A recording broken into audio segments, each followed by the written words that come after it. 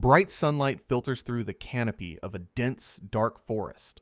In the undergrowth, a small, unassuming slime rests upon a large leaf. A person's eye slowly flutters open, signaling a return to consciousness. A young woman peeks out from her strange enclosure, her eyes wide with surprise. She exclaims that she is still alive, identifying herself as the kingdom's #1 saintess. She remembers being betrayed and then subsequently eaten by a giant flower monster. Yet she survived. The traumatic memories continue, recalling how magic tore her body apart before the monster devoured her. Though she survived, she realizes she must escape, but finds her legs completely unresponsive. She looks down in embarrassment, realizing her clothes were dissolved, leaving her completely naked. The shocking truth is revealed. Her upper body now sprouts from a monstrous, fanged flower. Below, thick, vine-like roots slither along the ground, acting as her new limbs. This is just like the plant-type monsters in the bestiary, she thinks to herself. She surveys her surroundings from atop her new flower body, cautiously taking in the view. She reaches down and tentatively touches one of the soft, dark petals of the flower. A look of pure shock crosses her face as she feels the sensation through her hand. She realizes she can feel the flower, understanding it has become a part of her body. She accepts her fate, declaring that she has become a plant monster, known as an Alraun. Suddenly, her own vine-like tendrils begin to curiously prod and explore her new body. Composing herself with a deep breath, she decides it is time to properly grasp the situation. "My name is Iris, the Saintess," she states with cold certainty, "and I was murdered." She recalls her past life as Iris, the 17-year-old Saintess and daughter of a duke. Engaged to the first prince, she and the hero's party set out to defeat the Demon King. They were incredibly close to reaching their goal, the Demon King's territory just ahead. But then, in a shocking turn of events, her own companions suddenly betrayed her. She realizes the apprentice Saintess not only attacked her, but also stole her fiancé, the hero. As she faced that mortal danger, a desperate thought sparked a forgotten memory within her. Suddenly, she remembered that she was a reincarnator, originally a high school girl from Japan. She questions the purpose of this memory, as it came with no cheat skills or divine gifts. The memory fades, and her thoughts return to the moment the monster's jaws closed around her.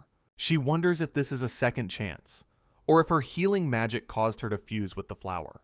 Her memories are a confusing jumble. This is her third life, and her school days are faint. With a pensive look, she tries to make sense of her complicated and layered existence. She tries to push past the confusion, attempting to focus on the reality of her situation. She summarizes her lives: a Japanese high schooler, then a saintess, and now an Alraun monster. Overwhelmed by this realization, she despairs, wondering what will become of her now.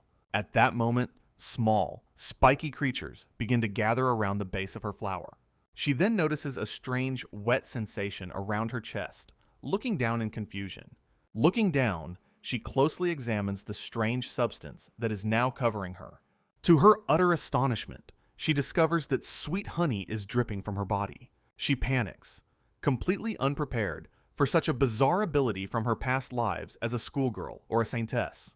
As she continues to panic, a single, viscous drop rolls from her eye, confusing her.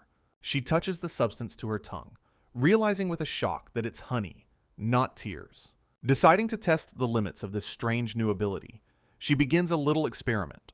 After a moment of intense concentration, she has a sudden and surprising breakthrough.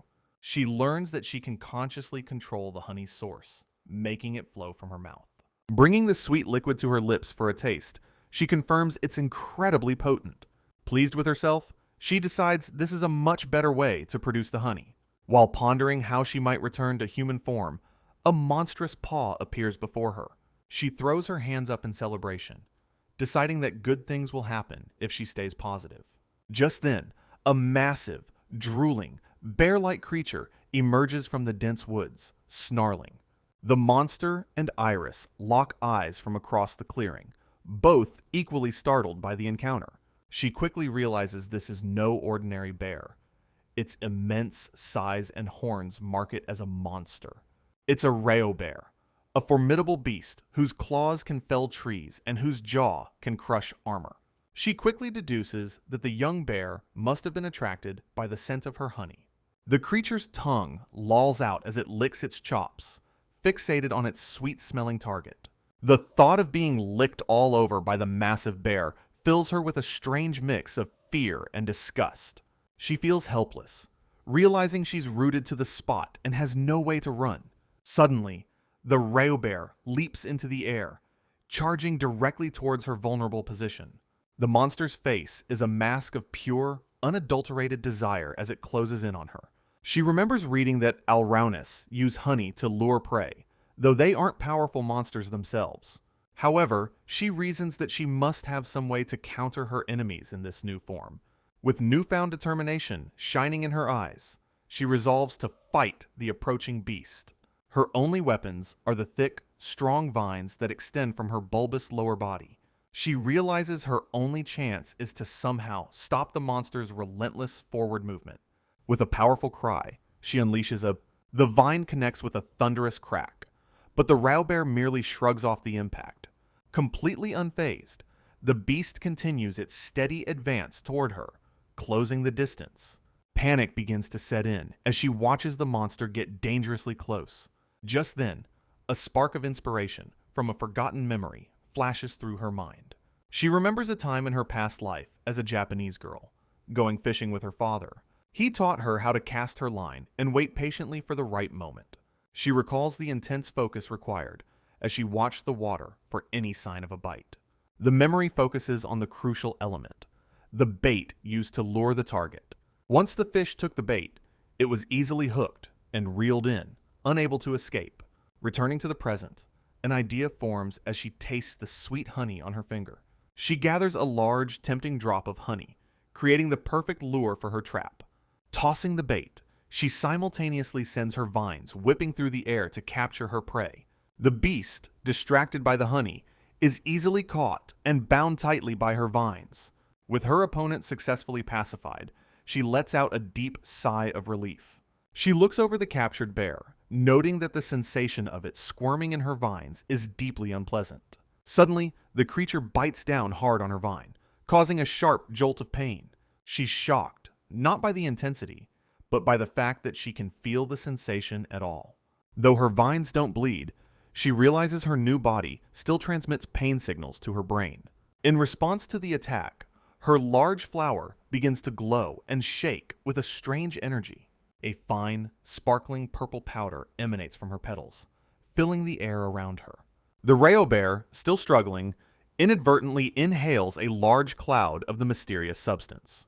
With a powerful heave, she throws the now paralyzed beast away from her with her vines. The monster lies on the ground, twitching and drooling, completely incapacitated by her attack. A sly grin spreads across her face as she realizes the powder she released must be poison. Flexing with a newfound sense of confidence, she thinks that she might be surprisingly strong. Now, she must decide what to do with the defeated creature lying helpless before her. Her eyes well up as a profound sense of exhaustion and hunger suddenly washes over her. After the battle, she feels a deep ache in her stomach, a clear sign of hunger. She recognizes the feeling as malnutrition. Her body is desperately in need of energy. A primal, monstrous instinct tells her to do the unthinkable. Consume the defeated Reo bear. Her human mind recoils at the thought, and she blushes, fighting against the horrifying urge. Despite her internal struggle, her plant body begins to move on its own, reaching for the prey. She squeezes her eyes shut, unable to watch as her new instincts completely take over. Giving in, she consumes the monster, tossing aside the remains with a quiet apology. After the gruesome meal, a moment of silence falls over the now peaceful forest clearing. The act of swallowing a bear monster whole solidifies a horrifying new reality for her. With a heavy heart, she is forced to recognize that she is no longer truly human, a truth that sinks deep into her consciousness as she reflects on what she's become. She remembers her former dreams of marrying the prince and having a family, all destroyed by betrayal. A bittersweet memory surfaces of a simpler, happier time, sitting by a sunlit window with a child. Although she understands her new reality, she finds it impossible to fully accept her monstrous fate.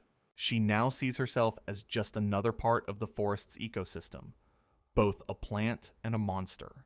As a plant, she instinctively turns her fanged flower body towards the life-giving sunlight to photosynthesize. At night, her large petals close around her upper body, providing a safe and surprisingly comfortable shelter. She realizes her new existence is sustained by the simple, fundamental needs of sunlight and water. Greeting the morning sun with a joyful stretch, she feels surprisingly refreshed and full of energy. Her peaceful morning is interrupted when another creature, a horned deer, wanders into her territory seeking food. However, using her newfound skills, she quickly ensnares the unsuspecting deer with her swift vines. She decides to embrace this life, living in harmony with nature like the other plants and insects. From now on, she resolves to live quietly and gracefully, much like an ornamental plant in a garden. After all, she thinks to herself with a bright and determined smile, she is still herself inside. She proudly declares her new identity, the plant monster Alraun, ready to seek a peaceful existence. And so, her new daily life in the vast and often dangerous forest truly begins to unfold. She reflects on her 3 incredible lives: a Japanese schoolgirl, a noble saintess, and now a plant monster. Elsewhere in the forest, a small winged rabbit trembles in fear, sensing a new presence nearby. Trying to appear non-threatening, she reassures a terrified winged rabbit that she's just a pretty flower. Despite her intentions, one of her vines accidentally knocks the poor creature unconscious with a swift flick. She reflects on her solitude in the forest, where her only companions are animals and other monsters. However, she realizes this lonely existence also offers her an abundance of freedom and leisure time. Using this opportunity, she begins to research her own ecology, recalling faint memories of Alraunis from Japan. In her past life, she'd read about similar mythological plants, though they were always considered fictional. One such plant she remembers is the mandrake, famous for its scream and use in magical potions. She thoughtfully speculates that Alraunis and mandrakes must be biologically related in some fundamental way. This leads to a shocking realization. If they are related, she might be part of the nightshade family, like an eggplant. Examining her own anatomy, she notes that while nightshades have perfect flowers, she appears to be exclusively female. She deduces that her male reproductive parts have degenerated, confirming that her gender is undeniably female. This raises further questions, like if pollination would cause her to bear fruit like a watermelon. She narrows her eyes, deeply concerned about what might happen to her body in such a scenario. Her train of thought is abruptly broken by a sudden rustling sound from the nearby bushes. This line of scientific inquiry feels familiar, as plants were an interest in her past life. Though she was a closet otaku who loved anime and games, she also had more academic hobbies. She often spent her school days reading by herself in the quiet solitude of the library. Her preferred reading material wasn't fiction, but rather encyclopedias filled with facts and diagrams. Of all the subjects, her absolute favorite was the Botanical Encyclopedia, which she read cover to cover. She recalls spending countless hours at school just passing the time by poring over these detailed books. The memory shifts to her past self, watering a drooping flower in a small pot. She fondly recalls how this simple act turned her into a girl who genuinely loved plants. Back in the present, a loud and persistent buzzing sound echoes through the treetops. Her head whips around as she tries to locate the source of the ever-approaching noise. A moment later, a small, winged creature emerges from the foliage, flying directly toward her. The creature is a massive bee, a monster she identifies as a Zwölfbiene, a gigantic honeybee. She instinctively recoils, thinking that she despises bugs and has no desire to be stung. However, she quickly reasons that as a flower, it's perfectly natural for a bee to seek her out. Suddenly, a different, more alarming thought strikes her, and she puts a finger to her lips. She remembers reading that honeybees are most famous for their role in pollination. As bees collect nectar, pollen sticks to them and is transferred to other flowers, enabling fertilization. A deep blush spreads across her face as she realizes the intimate implications of this process. A sly, mischievous smile appears as a plan begins to form in her mind. As the bee closes in, she suddenly holds up a hand and yells, "Wait a minute! Time out!" Her mind races with the terrifying possibility of being pollinated against her will. She panics, pleading for the bee to stay away, not wanting to be fertilized by an unknown plant. This is a threat to her chastity, she declares, and she absolutely refuses to let it happen. With a newfound sense of purpose, she vows to fight to protect her deeply held purity. The giant bee monster hovers before her, creating a tense standoff in the quiet clearing. With a determined expression, she readies her vines, preparing to defend herself against the insect. The giant bee monster darts forward, launching a swift and aggressive attack. She tries to counter with her vines, but the creature is far too agile, dodging every strike. Suddenly, the bee's sharp leg slashes her arm, and she cries out in surprise and pain. The creature lets out a piercing shriek, its compound eyes glowing with a menacing intensity. In retaliation, she unleashes a cloud of her potent poison pollen directly at her insectoid foe. The bee inhales the powder, but seems to shake off the effects, only momentarily stunned. Though it appears to have some resistance to poison, the bee buzzes erratically, clearly affected. Clutching her wound, she laments that her old healing magic would have fixed this instantly. A thoughtful expression crosses her face as a new possibility dawns on her in this desperate moment.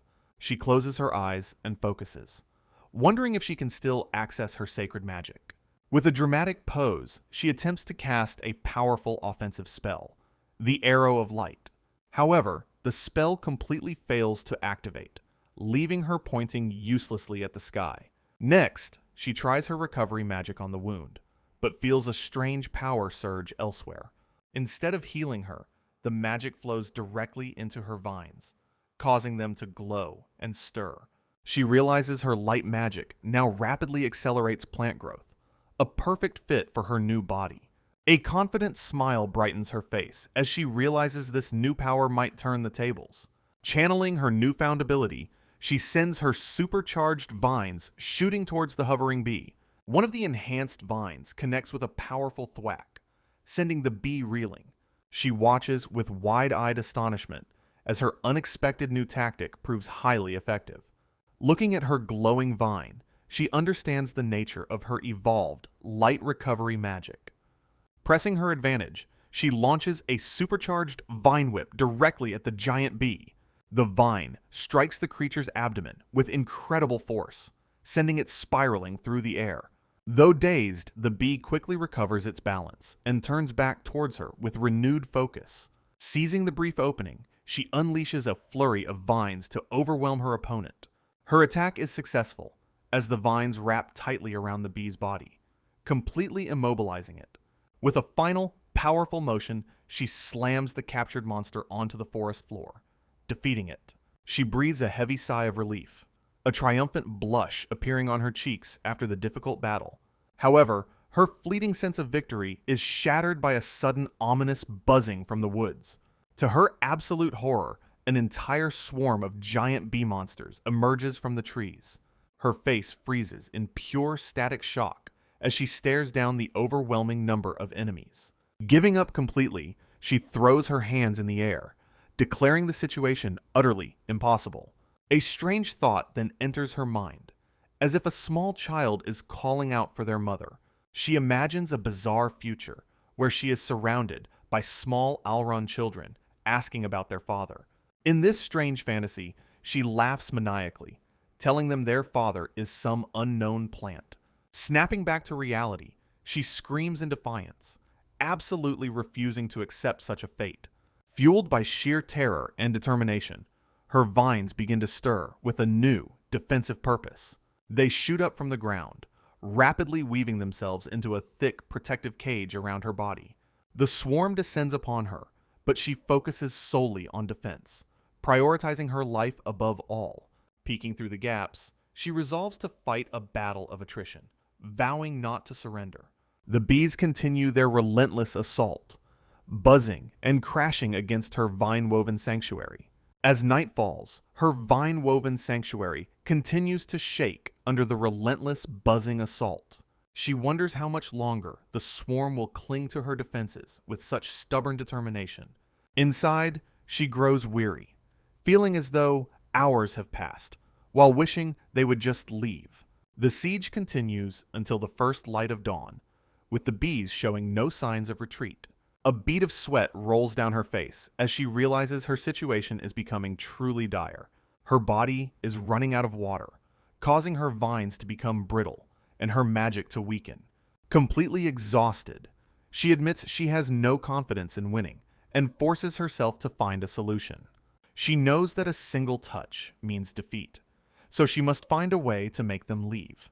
Watching the swarm buzz erratically, she desperately searches for a weakness she can exploit. A sudden realization strikes her as she remembers the initial reason the bees approached her. Putting her new plan into action, she begins to produce a large amount of her sweet honey. With a new strategy in mind, she coats her vines in the sticky, irresistible substance.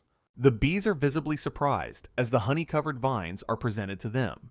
Immediately, the entire swarm is distracted, eagerly feasting on the sweet offering.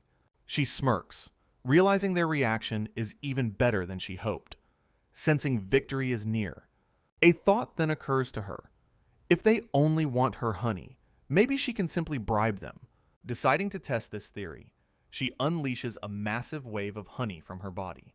The bees greedily devour the sweet treat, their aggression completely forgotten in their excitement. Using her vines, she carefully distributes the honey, keeping the swarm pacified and at a safe distance. Having had their fill, the satisfied bees finally turn and fly away, leaving her in peace. Finally, after the long and terrifying ordeal, the forest clearing falls completely silent once more. She breathes a sigh of relief, realizing the bees were satisfied with her honey and have gone home. Completely drained and dehydrated, she collapses onto her petals, desperately wishing for rain to fall. With the last of her strength, she acknowledges her survival before succumbing to utter exhaustion. As the starry night sky watches over the forest, she sleeps deeply within her flower's protective embrace. The bright morning sun rises, casting warm rays of light through the lush green canopy. As the new day begins, her large flower petals slowly begin to unfurl, greeting the dawn. To her absolute shock, she awakens to find the entire bee swarm hovering before her, buzzing a cheerful greeting. Still lying down weakly, she can't believe her eyes, never expecting to see them again so soon. She closes her eyes in weary resignation, believing that she must finally accept her fate of being pollinated. However, her eyes suddenly snap open as she notices something peculiar about the bees' behavior. It seems they aren't interested in pollinating her at all. They are just demanding more of her honey. She points to her own withered petals, trying to convey that she is too exhausted to produce anything. Even the fanged mouth on her lower body is drooping in a pathetic, exhausted frown.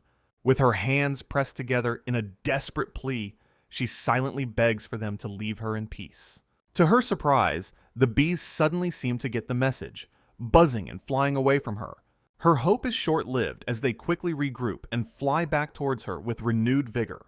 But then, they fly right past her and deep into the woods, leaving her confused, but miraculously saved. She watches their retreating forms, wondering what just happened as strange bubbles float around her. A moment later, the swarm returns, flying towards her once more, but this time they appear to be carrying something. Completely exhausted, she tries to explain to the bees that she has no more honey to give. However, her eyes widen in shock as the bees suddenly drop something at her base. To her utter amazement, they have brought her the carcass of a freshly hunted wild pig. She clasps her hands together, touched by their kindness, asking if it is a gift for her. A beautiful, symbiotic relationship begins to form between the flower monster and the giant bees. She realizes they chose a path of mutual benefit, offering gifts for honey instead of taking it. The bees now constantly patrol the area around her, and she wonders if they are protecting her. In her imagination, she sees them as loyal knights, a royal guard sworn to protect their princess. Overjoyed, she celebrates making her first friends, since becoming a plant monster, even if they are bees. With her new allies, she sets a goal to build a paradise, and this is the first step. Her dream is a quiet life among monsters, but the snap of a twig signals an intrusion. Her eyes dart towards the sound, her peaceful reverie instantly shattered by the unexpected noise. Nearby stands a dilapidated shack, its walls pierced with arrows, a relic of some past conflict. As a new day dawns, two large white birds soar gracefully over the vast and sprawling forest. The next chapter in the Diary of a Plant Monster Girl is about to begin under the sun. Suddenly, a pack of ferocious, white-furred, ape-like monsters, armed with weapons, appears from the trees. Her bee companions immediately swarm around her in a protective formation, ready to defend her. The ape monsters prepare their attack, creating a tense standoff against Iris and her loyal bee guards. A moment of quiet anticipation hangs in the air before the battle for the clearing begins. The aftermath is decisive. The swarm of 100 bees has easily vanquished the ape monster group. Though some bees fell in the battle, she consoles the survivors with a meal of the casualties. The giant bees practically inhale the remains of their fallen comrades, a surprising but efficient custom. After their meal, her new bee friends nuzzle up to her affectionately, their loyalty now secured. She observes that the bees don't mind her eating their dead if it helps her produce more honey. This unexpected development leaves her feeling a bit flustered, but also strangely touched by their devotion. She recalls how this entire situation began the day before, with a single hostile ape monster. That creature's comrades had returned in force, seeking vengeance for their fallen member. Facing overwhelming odds, she had sent out a desperate distress signal by raising a vine high. Almost immediately, the heavy buzzing of her new allies filled the air as they answered her call. This new arrangement feels like being an idol, providing honey in exchange for loyal bodyguards. She then realizes that since all worker bees are female, she has formed an all-girl entourage. With a playful smile, she decides to officially name her new group the Forest Yuri Society. Back in the present, she happily observes the aftermath of her bee guard's decisive victory. She sighs, looking over the carnage and wishing intruders would stop disturbing her peaceful existence. She inspects a fallen foe, wondering why such intelligent creatures lack any discernible culture or society. Suddenly, a sharp, rhythmic tapping sound echoes through the now quiet forest clearing. Her head snaps up, her attention immediately drawn toward the source of the unexpected noise. A large, pure white bird lands gracefully beside her, beginning to peck at the ground. The bird stands atop a corpse and looks at her with curiosity, and she returns its steady gaze. She marvels at the creature, noting she has never before seen such a pristine, snow-white bird. Curious about the new arrival, she decides to try and capture the white bird for a taste. She quickly lashes out with a vine, but the bird proves too agile and dodges her attack. The creature easily evades her grasp and soars gracefully past her, unfazed by the attempt. With a slight pout of disappointment, she watches it go, sighing that it got away. The mysterious white bird disappears high into the sky, leaving her alone in the clearing once more. As the day draws to a close, the atmosphere in the forest begins to shift subtly. At sunset, she cheerfully waves goodbye to her bee guards and the other friendly forest monsters. She watches them leave with a gentle smile, thinking they are all going home to their families. After her companions depart for the evening, she finishes her solitary meal in the quiet clearing. Later that night, the forest is peaceful under a clear, star-filled sky. She's suddenly awoken by an intense heat, peeking out from her petals to investigate the disturbance. A massive, unidentified object, burning like a falling plane, streaks across the dark, starry sky. She stares in silent confusion, completely bewildered by the strange and fiery aerial phenomenon. Dismissing the odd sight with a tired yawn, she decides to go back to sleep. Her large flower petals close once more, tucking her in securely for the rest of the night. She sleeps soundly, completely unaware of the drastic change that is about to befall the forest. The next day, a terrible event would cause the entire forest to cry out in agony. Morning arrives with a sudden, oppressive heat wave, as an intense drought begins without warning. She wakes up panting and covered in sweat, suffering under the unbearable and sudden heat. Her plant body withers under the scorching sun, desperately needing water as no rain comes. She desperately extends her roots deep into the parched earth, but finds only a minuscule amount of water. In a desperate attempt to survive, she begins uprooting nearby plants to steal their remaining moisture. Even her loyal bee companions take a break from collecting honey, seemingly out of sympathy for her plight. Somehow, she manages to endure the relentless heat, holding on for a rain that never seems to arrive. However, the intense, sun-scorched drought continues on for days with no end in sight.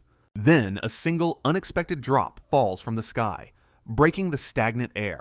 Overjoyed, she performs a frantic dance, desperately begging for more rain to fall from the heavens. She recalls researching rain-calling rituals in her past life, hoping her efforts will bear fruit. With renewed hope, she carefully weaves a beautiful crown of flowers as part of the ancient ceremony. Holding the finished crown, she looks over at the mysterious white bird that has been watching her. She notes that the same strange bird has been appearing quite frequently in her clearing lately. Enviously, she tells the bird how lucky it is to be able to fly freely and find water. The bird's expression seems to shift, as if it actually understands her desperate, envious words. A flicker of suspicion crosses her mind as she observes the bird's unusually intelligent reaction. She suddenly wonders if the bird is here to take advantage of her weakened state. Her paranoia grows as she accuses the bird of merely wanting to watch her wither away. In a fit of frustration, she lashes out with a vine, but the bird easily dodges the attack. As the bird soars directly over her head, she feels cool droplets of water falling down. A single, refreshing drop lands on her cheek, catching her completely by surprise. She realizes the bird had just been bathing, and was now unintentionally sharing its precious water. She gratefully cups her hands, cherishing the few precious drops of water the bird shared with her. Revitalized by the small act of kindness, she joyfully decides to spare the bird for the time being. Though the water has pulled her back from the brink, her body still desperately craves more sustenance. Her wish is finally granted after a full week of relentless drought, as the sky begins to change. She remembers the drought began the very night that mysterious, fiery object streaked across the sky. The memory becomes clearer, showing the object crashing spectacularly into the distant, jagged mountains. Now, those same distant mountains are shrouded in the heavy gray clouds of an impending downpour. She recognizes the mountain range as the Demon Territory, a place ruled by the Demon King's subordinates. A pang of nostalgia hits her as she recalls her previous life and the party she once traveled with. Those very mountains were the final destination of her journey as a saintess, the Demon King's lair. However, she quickly pushes the thought aside, deciding it has nothing to do with her current life. She accepts that she has no way of ever learning the true identity of the unidentified flying object. For now, her only interest lies in the beautiful cloudy sky she hasn't seen in over a month. Her body is in a terrible state. Her petals are withered and cracked from the prolonged lack of water. Desperately, she reaches a hand towards the heavens, silently pleading for the rain to come quickly. At long last, the first heavy drops of rain begin to fall from the dark, overcast sky. Overcome with pure joy, she stretches out her arms, soaking in the life-giving downpour with a blissful smile. Her entire plant body eagerly absorbs the much-needed moisture, her petals glistening with fresh raindrops. Fully revitalized, she celebrates the end of the drought with her loyal bee companions, who buzz happily. Surrounded by her friends and blooming flowers, she declares these to be the best of days. She muses that becoming the forest's princess isn't so bad, but worries she is getting carried away. Her peaceful thoughts are interrupted when her bees bring a strange, new flower monster to her clearing. The bees drop the dark, hostile-looking plant creature right in front of her, much to her surprise. Slightly annoyed, she scolds her bee guards for bringing a newcomer without asking her permission first. She gets a closer look at the strange, fanged flower and feels a genuine sense of fear. She suspects the bees want honey from this man-eater, as she couldn't provide any during the drought. Feeling a pang of jealousy, she tries to forgive them, reasoning it was an emergency situation. Despite the newcomer's clear hostility, she decides to take a mature approach with her fellow flower monster. Attempting a peaceful resolution, she offers a friendly greeting and suggests they should try to get along. The man-eater aggressively rejects her offer of friendship with a ferocious, threatening roar. Her patience quickly runs out, and a dangerous, irritated expression replaces her friendly smile. Declaring there can only be one princess, she swiftly devours the smaller, rival flower monster. After that strange meal, she began to notice a peculiar and unexpected change happening to her body. Experimenting, she finds that by channeling her recovery magic, she can rapidly grow new buds on her vines. To her astonishment, the new flowers that bloom are identical to the man-eater she just consumed. To test this further, she carefully uproots a common yellow weed growing nearby in the clearing. Her large plant body then consumes the small weed, chewing it thoughtfully before swallowing it whole. A moment later, beautiful yellow flowers, matching the weed, miraculously sprout all over her vines. She realizes that by consuming plants, she can somehow absorb and replicate their unique abilities and traits. With this incredible discovery, she decides to name her powerful new ability, Plant Generation. A flashback shows a young boy hastily devouring various plants, seemingly converting them into his own power. He spits out the remnants, believing that it is always better to have more weapons at his disposal. The memory fades into a hazy uncertainty, hinting at an impending and unknown event. In a violent crash, the boy is thrown to the ground, his worst fears suddenly becoming a reality. He now lies unconscious on the forest floor, groaning weakly beside Iris's large, monstrous base. Her eyes widen in utter shock, and her mouth hangs open, completely stunned by the unexpected discovery. With one of her bee guards nearby, she stares at the fallen figure, exclaiming, "A human?" A memory surfaces of the boy running frantically through the woods, panting with exhaustion and fear. He recalls being scolded by an old man before turning and running away, shouting an apology. The boy's desperate cries for help echo through the trees as he continues his panicked flight.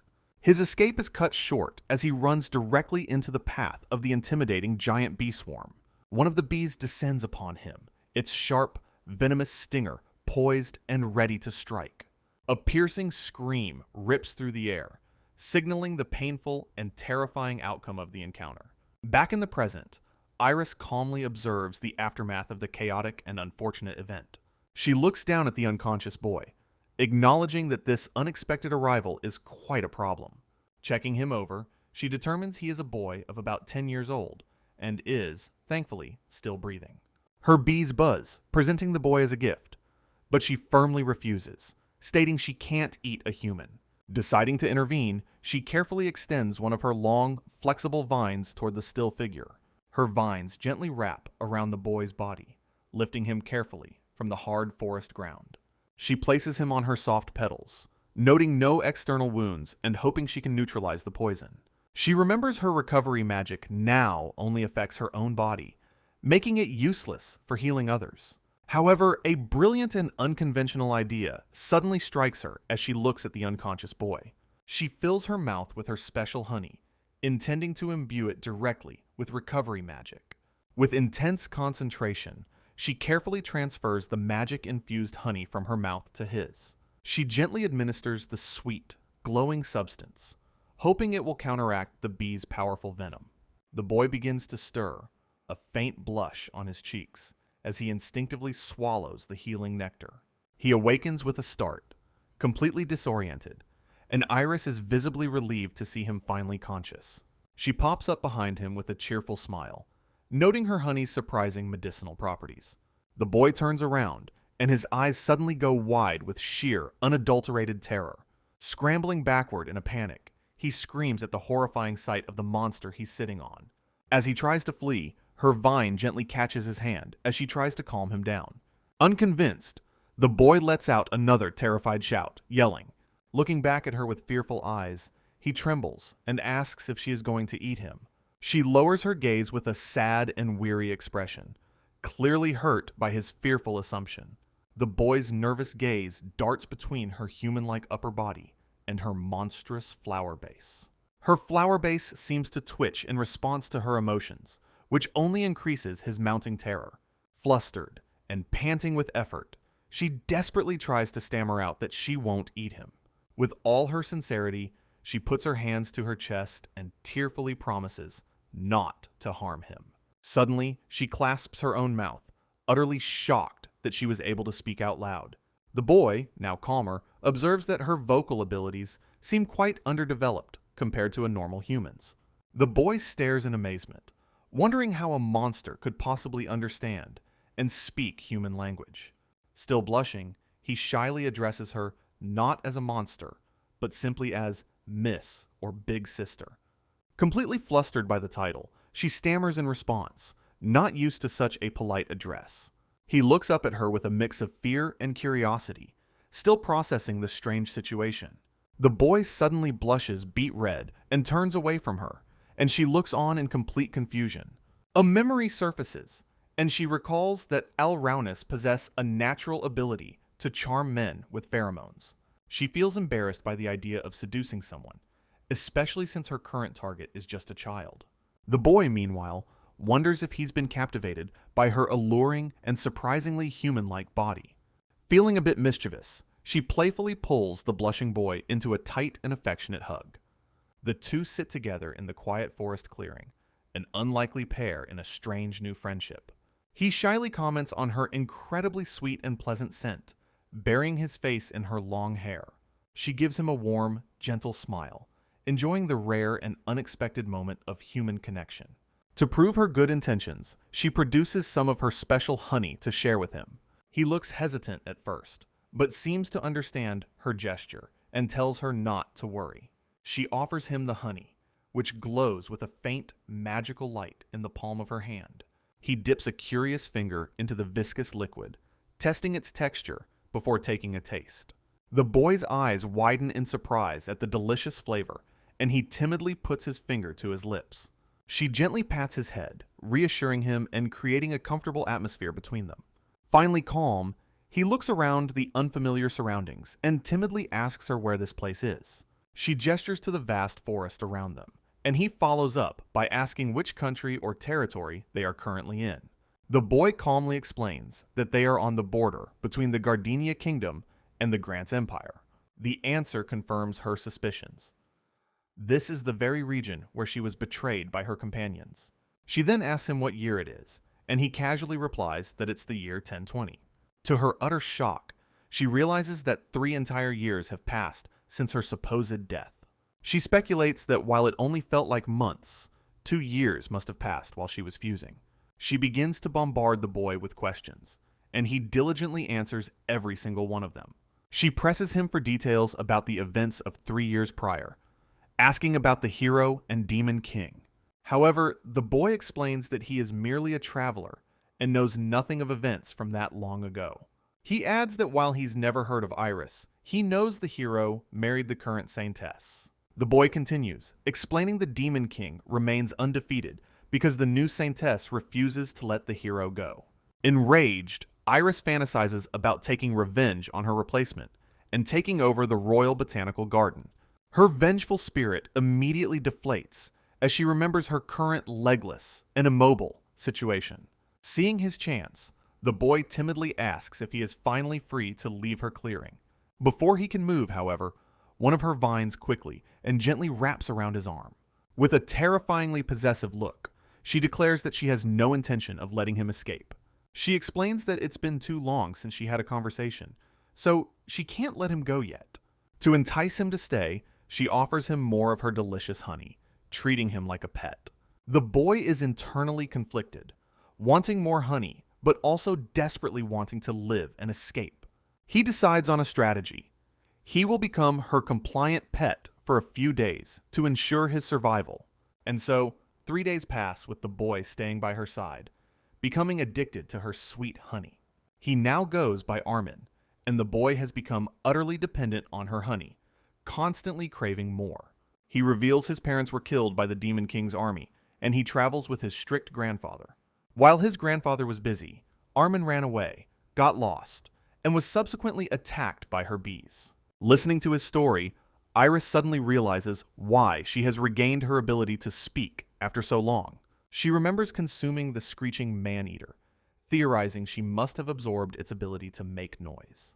Among the boy's belongings, she also found a dark ringol fruit, a particularly delicious local plant. After eating it, she successfully uses her plant generation ability to create more fruit for the boy.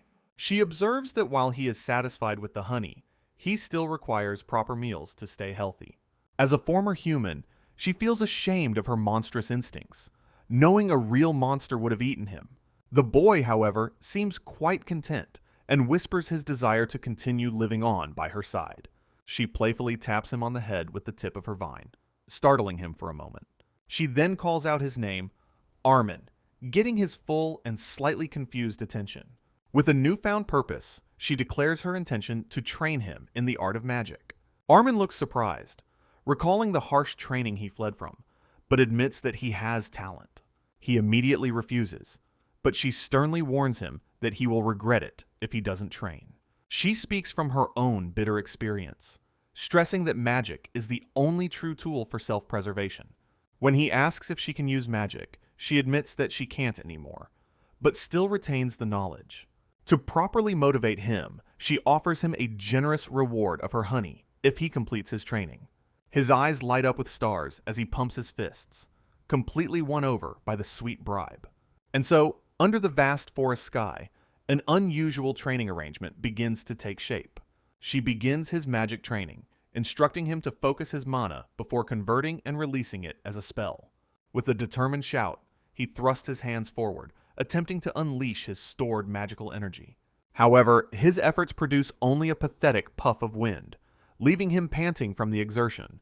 She looks on with a bewildered expression, silently questioning his strange and ineffective casting pose. Observing his failed attempt, she correctly deduces that he is struggling to properly accumulate his mana. Armin looks back at her with determination, insisting that he is capable of casting much stronger spells. She advises him to take his time, visualizing a path for his mana to gather in one place. Following her instructions, Armin closes his eyes and concentrates intensely, sweat beading on his forehead. When he asks to stop, she sternly pushes him to concentrate further, repeatedly telling him, as he continues to struggle under her strict tutelage, he begins to learn his own magical limits. He remains perfectly still, his shadow stretching out behind him under the bright afternoon sun.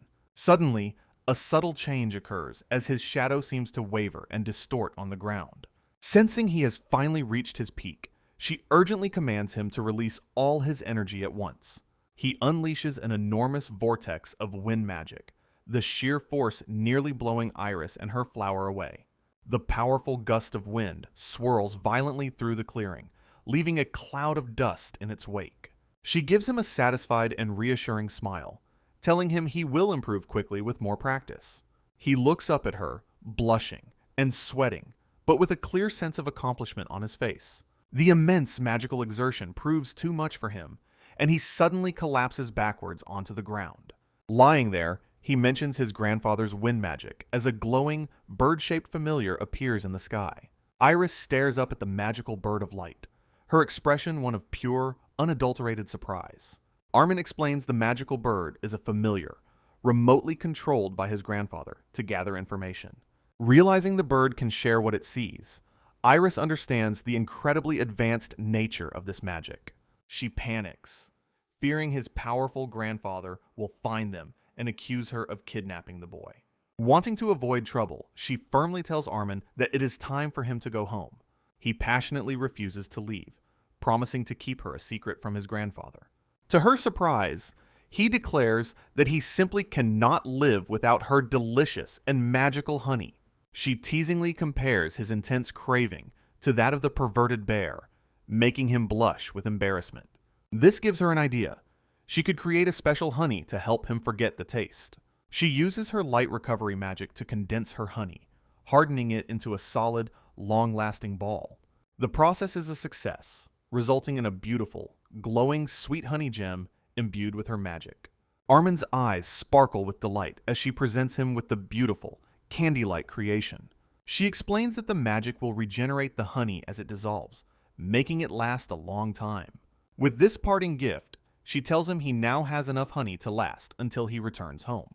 He pops the gem into his mouth, his face contorting with an expression of pure, overwhelming ecstasy. His eyes sparkle with stars as he declares it delicious and immediately begs for another one. After happily accepting a second honey gem, The boy finally turns and waves goodbye as he departs. With a cheerful shout, he wishes her farewell and runs off into the dense forest. Iris waves back at his retreating figure, a bittersweet and slightly lonely expression on her face. Now alone in her clearing once more, she stands with a gentle and thoughtful smile. Her expression softens into one of quiet contentment, tinged with a hint of sadness from his departure. She fondly remembers the warmth of the boy's hug, a feeling she now misses. Looking down at her monstrous form, she quietly reflects on her lost humanity. Meanwhile, the boy continues his journey, his magic honey gem still glowing brightly. Iris ponders what will happen after his honey gem finally dissolves completely. However, she concludes it's not her concern, as they will likely never meet again. Her solitude is interrupted as small winged creatures buzz anxiously all around her. Days turn into a week, marking a significant time since the boy's departure. Suddenly, a massive, shadowy claw slams into the ground, startling the forest's inhabitants. A monstrous black wolf with glowing eyes and dripping fangs reveals itself as the new threat. In a remote village, an old sage named Ottfried is thanked for his assistance. He explains to a worried villager that their monster extermination attempt has ultimately failed. Nearby, a young hooded girl sighs in frustration, covering her face with her hand. The old man places a reassuring hand on her shoulder, drawing her attention. He tells the girl, whose name is Lufer, that it is time for their last farewell. The sage grimly recalls how Armin's parents were killed by monsters, changing him forever. Lufer looks up from under her hood, a surprised and slightly flustered expression on her face. He gently warns her that while her curiosity is understandable, the forest is extremely dangerous. Another villager then describes seeing a monster with a human woman's torso and a flower's body. They believe the village's protective barrier should keep them safe from such a creature. Hearing this description, Lufer's eyes widen with a new and intense curiosity. Armin stands in the village, watching a single leaf drift down from the sky. He points up at it with a thoughtful expression, seemingly lost in the simple moment. His grandfather appears in a nearby doorway, calling out his name to get his attention. They set off, the grandfather mentioning a dragon sighting, and Armin eagerly agrees to go. As they walk, Armin glances at his grandfather with a slightly surprised expression on his face. The sage notes that since returning, Armin has become much more enthusiastic about his training. His grandfather's expression hardens as he considers the dangers that still lie ahead for them. A villager explains that the ape monsters, Barbapuff, don't normally venture near human settlements. These intelligent monsters are known to use weapons and fiercely protect their family members. The sage speculates that the recent incursions may signal a shift in the forest's entire ecosystem. Nearby, Lufer overhears this, realizing something unusual must be happening within the deep woods. Unseen, she follows them from a distance as they make their way into the dense forest. She carefully hides behind a gnarled tree, her expression a mix of curiosity and apprehension. Lufer wonders if the flower monster is as frightening as the villagers made it out to be. The thought of the Alraun lingers in her mind as she contemplates her next move.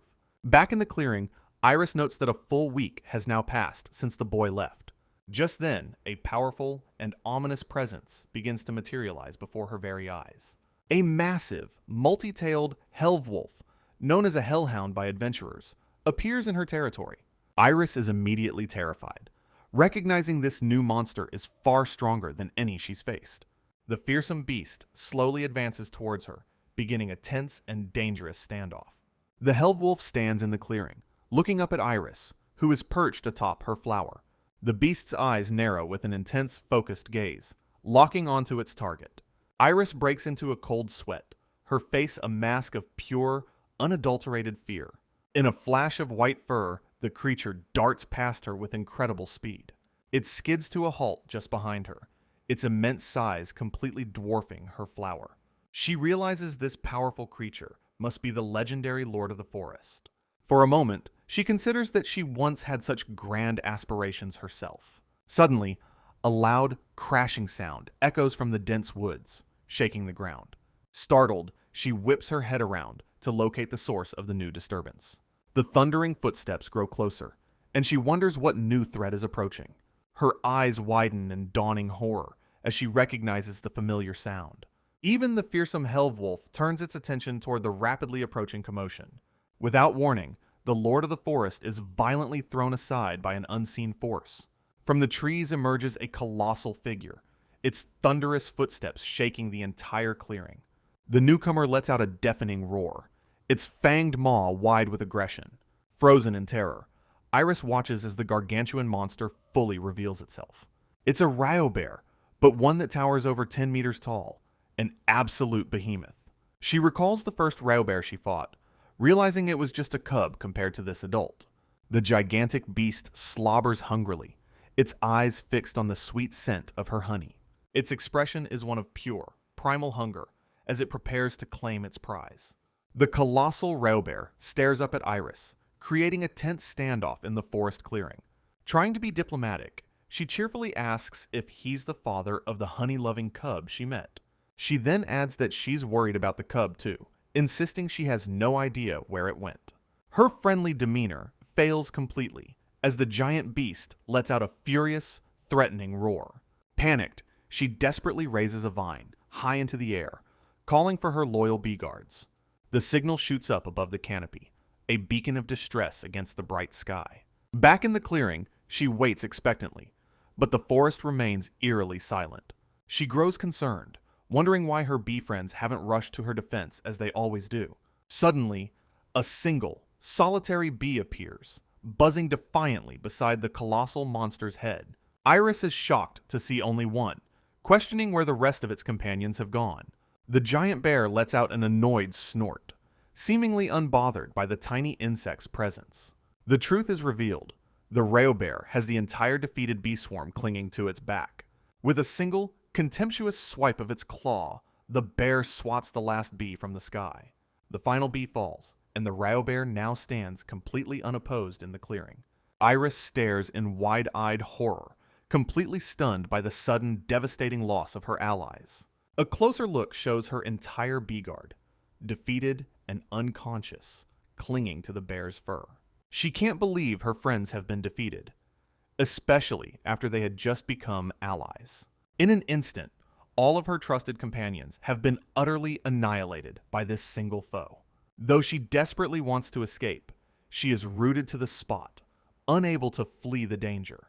Realizing she's cornered, she resolves that her only chance to win is a surprise, preemptive strike. Putting her plan into motion, she sprouts several fanged man-eater flowers from her vines. With a determined expression, she commands her newly generated flowers to launch a biting assault. The sharp-toothed flowers latch onto the bear's hide, but seem to have little to no effect. Changing her strategy, she then transforms one of her vines into a hardened wooden club. However, the massive Ryobear easily shatters her hardened vine with a single, powerful swipe. She realizes with dismay that the monster's skin is too thick for her physical attacks. Though she's at a clear disadvantage, she decides to use her ultimate, battle-tested weapon. With a powerful heave, she unleashes a massive cloud of her potent poison pollen from her petals. The giant beast takes a deep breath, unknowingly inhaling the entire cloud of purple powder. To her absolute horror, the monster simply lets out a massive sneeze, completely unaffected. Completely stunned, she wonders why her poison only caused a brief moment of hay fever. Concluding the dose was insufficient, she gathers all her power to release an even larger cloud. She stares with intense focus, waiting for the overwhelming amount of poison to finally take hold. Standing amidst the thick poison fog, she believes this attack will surely be successful. Her confidence is shattered as a massive, uprooted tree is suddenly hurled directly at her. She lets out a scream of pure shock as the tree crashes into her with devastating force. A massive impact rocks her flower body, the blow landing directly on her vulnerable abdomen. Her eyes widen in a mixture of pure shock and agony from the incredibly powerful attack. The Ryobear had simply ripped a tree from the ground and thrown it like a makeshift javelin. The attack has pierced a large hole through her bulb, causing digestive fluids to leak out. Crying out in agony, she clutches her chest, completely overwhelmed by the intense pain. She quickly channels her recovery magic, forcing the gaping wound on her bulb to rapidly heal. As the thick poisonous mist she created begins to clear, her enemy is revealed once more. The colossal Raubear looms over her, completely unharmed by her most powerful poison attack. Instead of being paralyzed, the giant monster just seems slightly annoyed by her desperate efforts. A massive shadow falls over her as she looks up in absolute paralyzing terror. With all her options exhausted, tears of pure despair begin to stream down her face. The beast opens its massive, drool-covered maw, its long tongue lolling out menacingly. Suddenly, its giant tongue descends, covering her completely in a thick, sticky saliva. It begins to greedily lick all over her petals, savoring the taste of her sweet honey.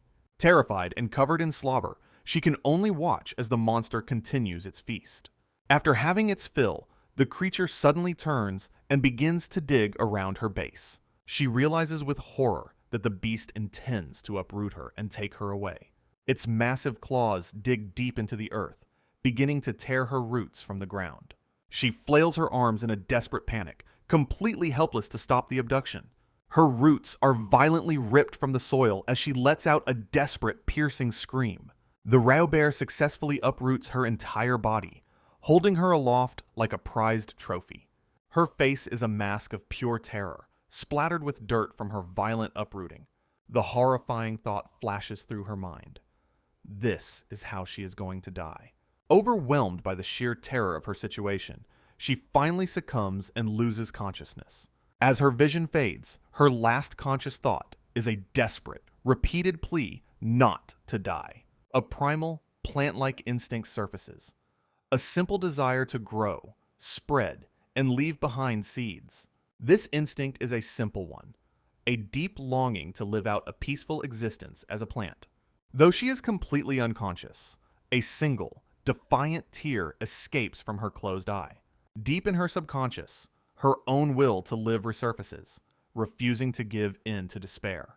Suddenly, her dormant man-eater flowers spring to life, lashing out with a surprising ferocity.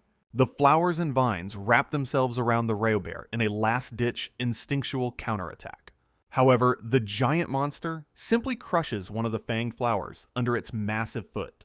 Despite its immense size, the Raubear lets out a pained and furious growl from the attack.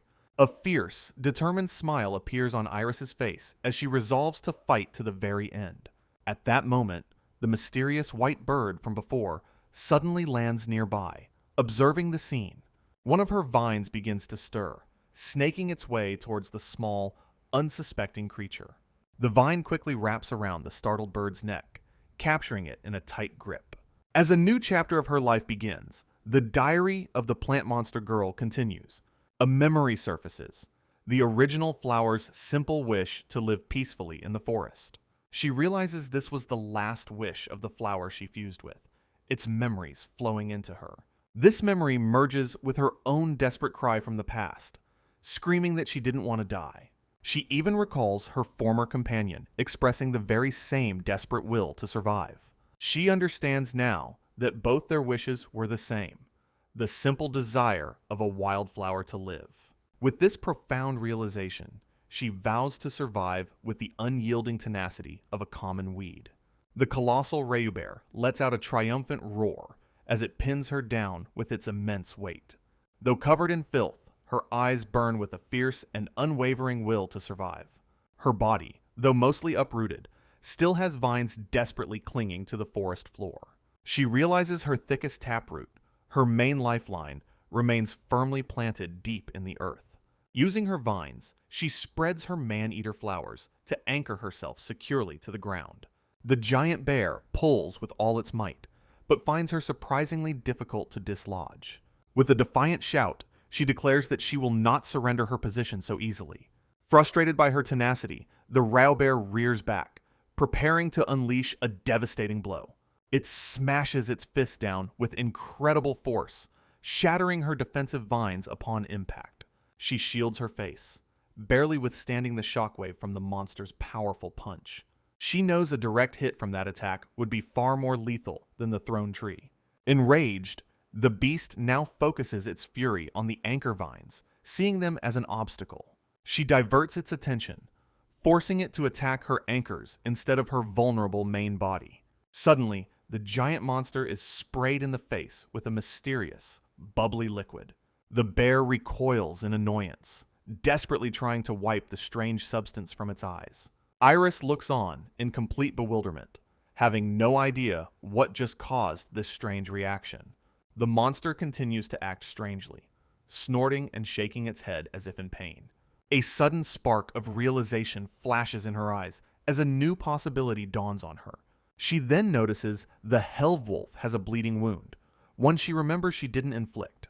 Looking down, she discovers the small flower necklace she's wearing is emitting a powerful glow. She remembers her defeated bees were covered in her poison pollen from their earlier battle. She forms a new plan, intending to turn the bear's immense strength against itself in a battle of attrition. The massive Rayo bear continues its relentless assault, crushing her flower in a powerful embrace. Its massive, slobbering tongue descends upon her once again, ready to feast on her honey. She recoils in disgust as the creature begins to lick her face and upper body. Giving up on uprooting her for now, the beast returns to savoring the sweet honey flowing from her. Despite her exhaustion and injuries, a single tear of frustration marks her face as she endures. She holds her breath, completely enveloped by the massive tongue as the licking continues relentlessly. She knows she must find a way to distract it before it can continue its attack. A desperate thought surfaces. She must offer something even more delicious and valuable than her honey. A single, viscous drop begins to form at the corner of her lips. With intense concentration, she pushes the substance out, a bead of sweat on her brow. Placing her hands over her stomach, she begins to focus her remaining magical energy inward. Her entire body begins to glow with a brilliant light as she pours magic into her next move. She knows this is a huge gamble. Failure means she'll only be restoring the monster's stamina. A brilliant glowing light emanates from her, capturing the Rayo bear's full and undivided attention. The beast's eyes go wide with pure ecstasy as it catches the scent of her new creation. A spark of hope appears in her eyes as she realizes her risky plan is actually working. The Rayo bear's movements change, and it seems to wonder why the flow of honey suddenly tastes different. Its moment of confusion ends as it suddenly swipes at her with its massive, razor-sharp claws. The massive Rayo bear bites down on the offering, its fangs crunching against the hard surface. She realizes with a surge of panic that she is running out of precious time. With a desperate final push, she shoves the glowing honey gem into the monster's mouth. Her plan is now in motion, her last hope swallowed whole by the colossal beast. This special honey gem is the critical component of her desperate, last-ditch strategy. This is no ordinary honey, but a condensed nectar imbued with potent recovery magic. The monster's expression immediately softens into pure bliss as it savors the magical flavor. Its powerful jaw stops moving as the potent, healing effects of the gem take hold. She sees the Rayo bear has become completely captivated by the gem's alluring power. She tempts the beast, explaining the gem can heal wounds and restore its immense stamina. Completely distracted by the promise of more, the monster forgets its initial aggressive intent. She carefully dangles a second identical gem from a vine, holding its complete attention. Seizing the perfect opportunity, she uses her vine to hurl the glowing gem far away. The monster's eyes are locked on the glittering prize as it soars through the air. Its aggression forgotten, the colossal beast lumbers away from her in pursuit of the treat. A wave of pure, unadulterated relief washes over her as she watches the monster retreat. Success! The Rayo bear has finally moved a safe distance away from her vulnerable body. A weary but triumphant smile appears on her face, her risky gambit having paid off. Seeing it still desires more, she offers to give it another one of her special gems. With a final decisive throw, she sends another honey gem flying deep into the forest. She hurls the honey gem, sending it soaring over the Rayo bear's head and towards the trees. The glowing orb arcs high into the sky, a glittering lure against the clouds. But just as it reaches its apex, an unexpected beak swoops in from above. Iris stares up in wide-eyed disbelief, her brilliant plan suddenly going horribly wrong. Her mouth hangs open in utter shock, completely stunned by this unforeseen development. The mysterious white bird swoops down with incredible speed, intercepting the precious gem mid-flight. With a triumphant glint in its eye, the bird successfully snatches the prize in its beak. She panics completely, screaming in frustration at the meddlesome white bird's interference. She can't believe her bad luck, questioning why the bird appeared at this critical moment. Now her gambit has failed.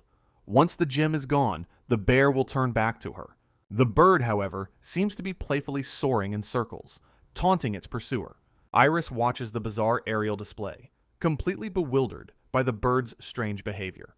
With a powerful flap of its wings, the bird accelerates, leading the chase. It then flies directly past the lumbering Reo bear, which follows it with its gaze. She watches helplessly as the bird carries her only hope far away into the sky. Just as she feared, the frustrated Reo bear turns its hungry gaze back towards her. Its eyes glint with renewed hunger, and she desperately pleads for it to look away. Ignoring her pleas, the colossal monster launches itself into the air, charging after the bird. With the bear gone, the clearing falls silent, leaving her and her anchor vines alone. She breathes a heavy sigh of relief, realizing she has been unexpectedly saved from certain doom. Though she was licked all over, she comically worries that she might be unmarriageable now. Completely drained from the intense battle, she finally collapses onto her soft, leafy petals. As she rests, she looks over the last remaining honey gem with a tired but thoughtful expression. A faint blush spreads across her face as she begins to ponder the white bird's mysterious actions. She believes the bird has no chance of escaping the pursuit of the colossal monster. She then recalls that this same annoying white bird has been appearing before her quite often lately. It had previously helped her during the severe drought, a puzzling and contradictory memory. Most of the time, however, it just sits and observes her from a safe distance. His inconsistent and unpredictable behavior leaves her completely baffled and slightly on edge. She concludes it is a mean-spirited creature that enjoys provoking her before simply flying away. With a tired but satisfied smile, she believes the rampaging Rao bear will get what it deserves. She speculates that by now, the bird has probably been caught by the pursuing monster. Elsewhere, the frenzied chase continues, with the massive bear crashing through the undergrowth after the bird. The bird holds the glowing honey gem firmly in its beak, refusing to relinquish its prize. Suddenly, just as it clears the forest, the bird opens its beak and lets the gem fall. The glowing orb plummets towards a distant mountain range as the bird circles high above. Having successfully diverted the monster far away, the bird begins its journey back through the woods. On its way, it passes by a familiar dilapidated shack, a lonely landmark in the forest. A mysterious voice notes that Iris is a dangerous being who must be carefully watched over. However, this same mysterious entity admits a growing and concerning sense of worry for her. The mysterious girl then decides that she must now take care of this new acquaintance. She declares with newfound purpose that the Alroni needs her, and she will be there. A flashback begins, revealing that on her 6th birthday, a young girl's entire world was changed. She gained dark magic in exchange for a peaceful life, learning levitation and animal transformation. A painful memory surfaces of her and her parents desperately fleeing from a brutal witch hunt.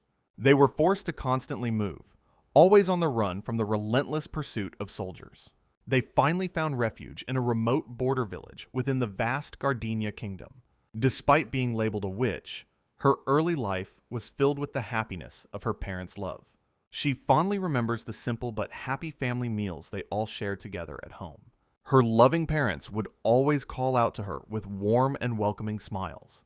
These cherished memories from her childhood are ones of pure, unadulterated joy and bliss. However, that peaceful and happy existence came to an abrupt and tragic end one day. She peers around a corner, her young face a mask of pure, uncomprehending horror. Standing before the grim aftermath of the attack, her entire world suddenly fell apart. Filled with a deep and burning hatred, she silently swore that she would have her revenge. Back in the present, the white bird flies alone after successfully luring the monster away. She recalls her first time seeing Iris, surrounded by her loyal swarm of giant bee companions. Peeking from behind her own wings, she remembers observing the plant monster from the sky. Her first impression was that Iris was the most beautiful person she had ever seen. However, she quickly realized that this initial assumption had been a complete misunderstanding. The beautiful person was a monster, with the lower body of a terrifying, fanged plant. She then remembers watching as the plant monster brutally slaughtered the ape-like creatures. After the carnage, Iris sat peacefully atop her flower, surrounded by the defeated foes. Lufer, still in her bird form, landed carefully amidst the fallen monsters to investigate. Driven by a shared sense of vengeance, she pecks at a fallen foe as a symbolic gesture. She realizes this strange monster had just avenged her parents, fulfilling her own deepest desire. Lufer then looks up at the Alraun, her perception of the monster beginning to shift. In that moment, she concludes this powerful flower monster might be a truly incredible being. Her quiet observation is cut short as a vine suddenly whips out from the Alraun's base. The vine strikes her bird form with a surprising force, sending her reeling backward. She decided then that while amazing, the Alraun was far too dangerous for a human to approach.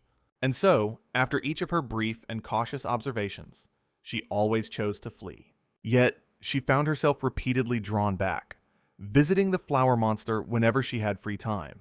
Recalling her knowledge of plant care, she knew what a wilting flower needed most. This led her to bring precious drops of water to the suffering Alraun during the drought. However, seeing her with the boy, she feared the monster was brainwashing him, confirming its danger. Later, the sage's words confirmed her suspicions, identifying the creature as an Alraun. But then, she overheard the boy telling his grandfather that the monster could actually talk. Perched on a nearby branch, Lufer listens intently to this shocking and unexpected revelation. Back in her human form, she pets her small bird and quietly admits she is deeply envious. The Alraun avenged her parents and is a rare monster that speaks human words. Lufer believes that with enough kindness, she can eventually get the monster to open its heart. She sees Iris as a truly special being, perhaps unaware of her own pride and significance. Since the beautiful flower monster is unable to move, Lufer resolves to take care of her. Back in the forest, the first blessed drops of rain begin to fall from the sky. A torrential downpour finally begins, washing over the parched and thirsty forest landscape. Iris celebrates the life-giving rain with pure, unadulterated joy, shouting that it's the best. The blessed rain washes away the lingering, nauseating stench of the giant Raobear. Feeling purified by the downpour, her thoughts turn to her future and what she must do now. The terrifying image of the colossal Raobear remains fresh and vivid in her mind. She knows that while she bought time, the monster will undoubtedly return for her eventually. Looking at her monstrous lower body, she desperately wishes she could flee this dangerous place. She laments her plant-like nature, frustrated that she can neither run nor hide from her enemies. As the rain subsides, she discovers a strange, new plant has appeared with a different scent. It's a rare saprophyte, a plant that blooms underground and survives by coexisting with fungi. This strange plant lives its entire life safely underground, never seeing the surface world. She recalls a botanical encyclopedia from her past life, recognizing a similar flower called Rhizoanthella. This parasitic plant draws its nutrients indirectly from the roots of nearby trees through fungi. A sudden and shocking realization strikes her as she connects all the botanical dots. She angrily accuses the new plant of being a stalker, parasitically feeding from her own roots. Without hesitation, her fanged maw consumes the small, parasitic flower in a single bite.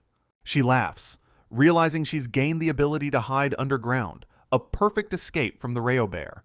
However, she discovers that absorbing a single parasitic flower granted her very limited power. Still, her roots can now burrow and draw small amounts of nutrients directly from the soil. As she was busy digging a hole to test her new ability, something appeared.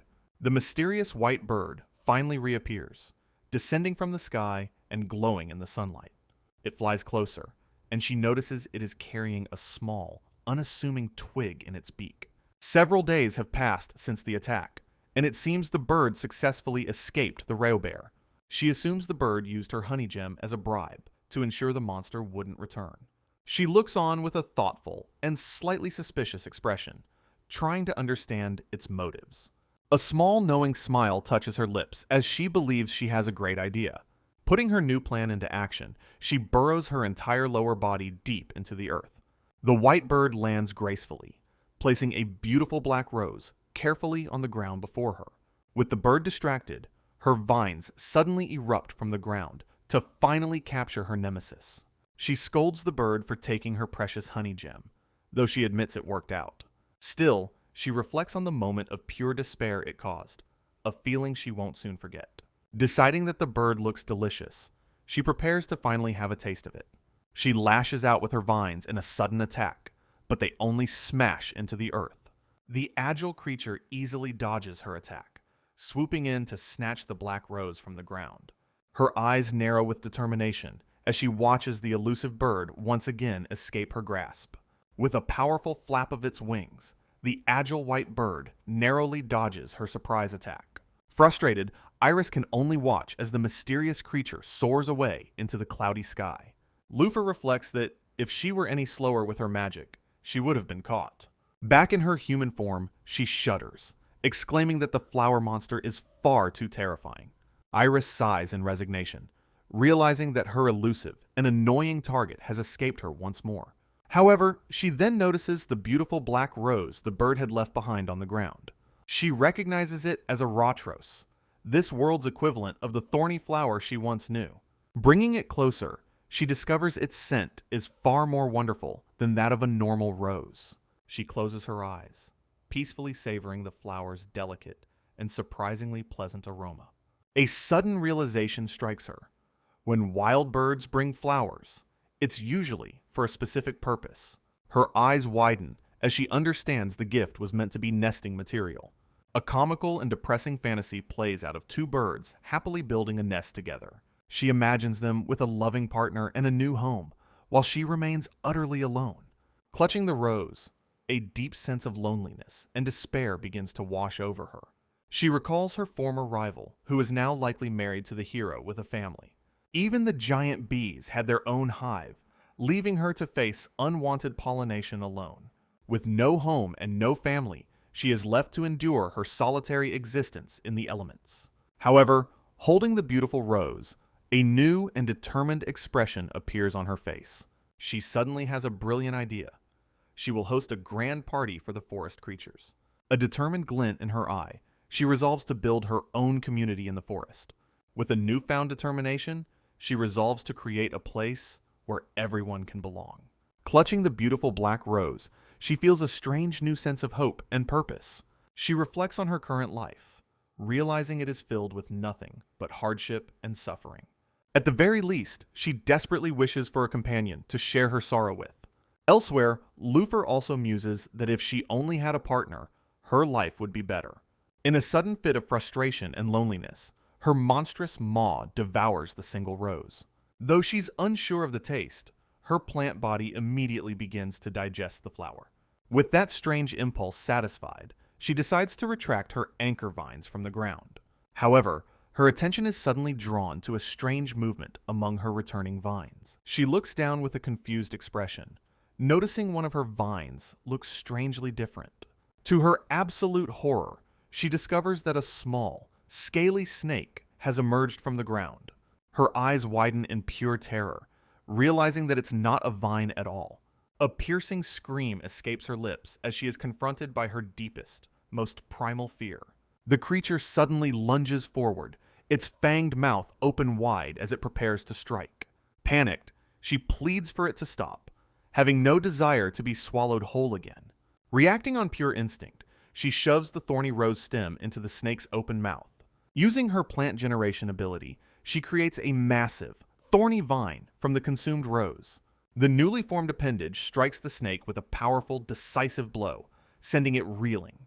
The stunned snake now lies twitching and defeated on the ground before her monstrous base. She looks on in surprise, realizing her new thorns easily pierced the snake's tough hide. She realizes the white bird's prank has unintentionally helped her create a powerful new thorny weapon. Having survived yet another encounter, she looks out over the forest, sensing a strange new shift. She concludes that the once peaceful woods have become a chaotic and dangerously noisy place. Suddenly, a ferocious pack of giant fanged boar monsters charges through the dense undergrowth. The rampaging boars immediately set their sights directly on her, creating another dangerous standoff. Without a moment's hesitation, she unleashes her powerful thorny vines, easily ensnaring the charging beasts. A brilliant flash of light then erupts from her body, incapacitating all the creatures in the vicinity. She looks on with a confused and slightly concerned expression, wondering what is happening to the forest. Looking over the defeated boars, she notes the recent and very unusual increase in monster encounters.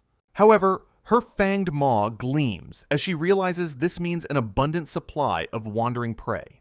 Surrounded by thorny vines, she feels a surge of confidence, believing no monster is her match. She speculates this chaos is due to a power vacuum left by the forest's 4 great lords. These lords were the Helvewolf, the giant snake, and the colossal lord of the forest, Raobear. She realizes she's only guessing, basing her entire theory on the powerful monsters she's recently fought. Even with her newfound strength, she admits that monsters of that terrifying caliber are a tough fight. She recalls the Raobear in particular, whose immense and overwhelming power was on another level. She knows that once it finishes the honey gem, the unforgettable beast will surely return for her. Clenching her fists with determination, she resolves to become much stronger to prepare for its inevitable return. She declares her intent to survive this chaotic new era and finally achieve her dream of a quiet life. With a cheerful and determined shout, she prepares herself for the eventual rematch with the fearsome Raobear. At that moment, a loud crash signals the arrival she has been desperately dreading. The colossal Raobear has returned, its eyes burning with an insatiable hunger for her honey. To her absolute horror, it's not alone. Its smaller, horned mate has joined the hunt. Iris panics, realizing her body can't possibly survive being licked by 2 giant monsters. She knows that giving up too much of her honey will cause her to wither from malnutrition. Facing 2 at once seems impossible, forcing her to quickly formulate a new, desperate strategy. With a glint of determination in her eyes, she decides to divide and conquer her foes.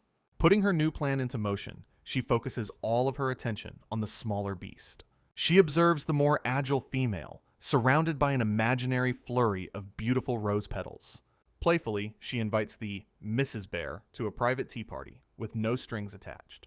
As an offering, she presents a large, enticing drop of her most delicious, magical honey. She then hurls the sweet bait far away into the woods, luring the female from her mate. However, the tempting honey drop was merely a clever distraction for the real trap she had set. The massive male Raobear lets out a furious roar as its partner is drawn away from the clearing. The female bear leaps through the trees, completely fixated on the delicious airborne treat. Iris watches with a tense and determined expression, her risky gambit now fully in motion. She continues to lead the female further and further away, creating a safe distance between them. The moment the bear lands, a massive trap of razor-sharp thorny vines springs from the ground. Her thorny appendages erupt from the earth, wrapping around the beast with incredible speed and force. The female Raobear is successfully caught, crying out as the sharp thorns dig into its tough hide. Tightly bound by the thorny vines, the female Raobear cries out in pain and confusion. Iris mockingly asks if this is her first time tasting poison, calling it the tea party's specialty. She combined her poison pollen with the thorns, injecting a potent venom directly into the beast. Suddenly, the massive male Raobear appears, charging back towards her with incredible speed. It immediately bites down on the thorny vines, desperately trying to free its captured mate. With a graceful gesture, she declares that the time for her special entertainment is not yet over. She playfully asks the furious male Raobear if he would be so kind as to be her dance partner. Her powerful thorny vines then shoot out from the ground, wrapping tightly around the giant's leg. The unexpected attack successfully pulls the colossal monster completely off balance, sending it tumbling. It crashes to the ground with a thunderous impact, momentarily stunned by the fall. The male Raobear then crawls over to its mate, embracing her as they are both ensnared. Her vines quickly wrap around the male as well, completely immobilizing the powerful pair. Despite being trapped, the male Raobear's hungry gaze remains firmly fixed upon her. A bead of sweat drips down her face as she realizes her thorny trap may not hold for long.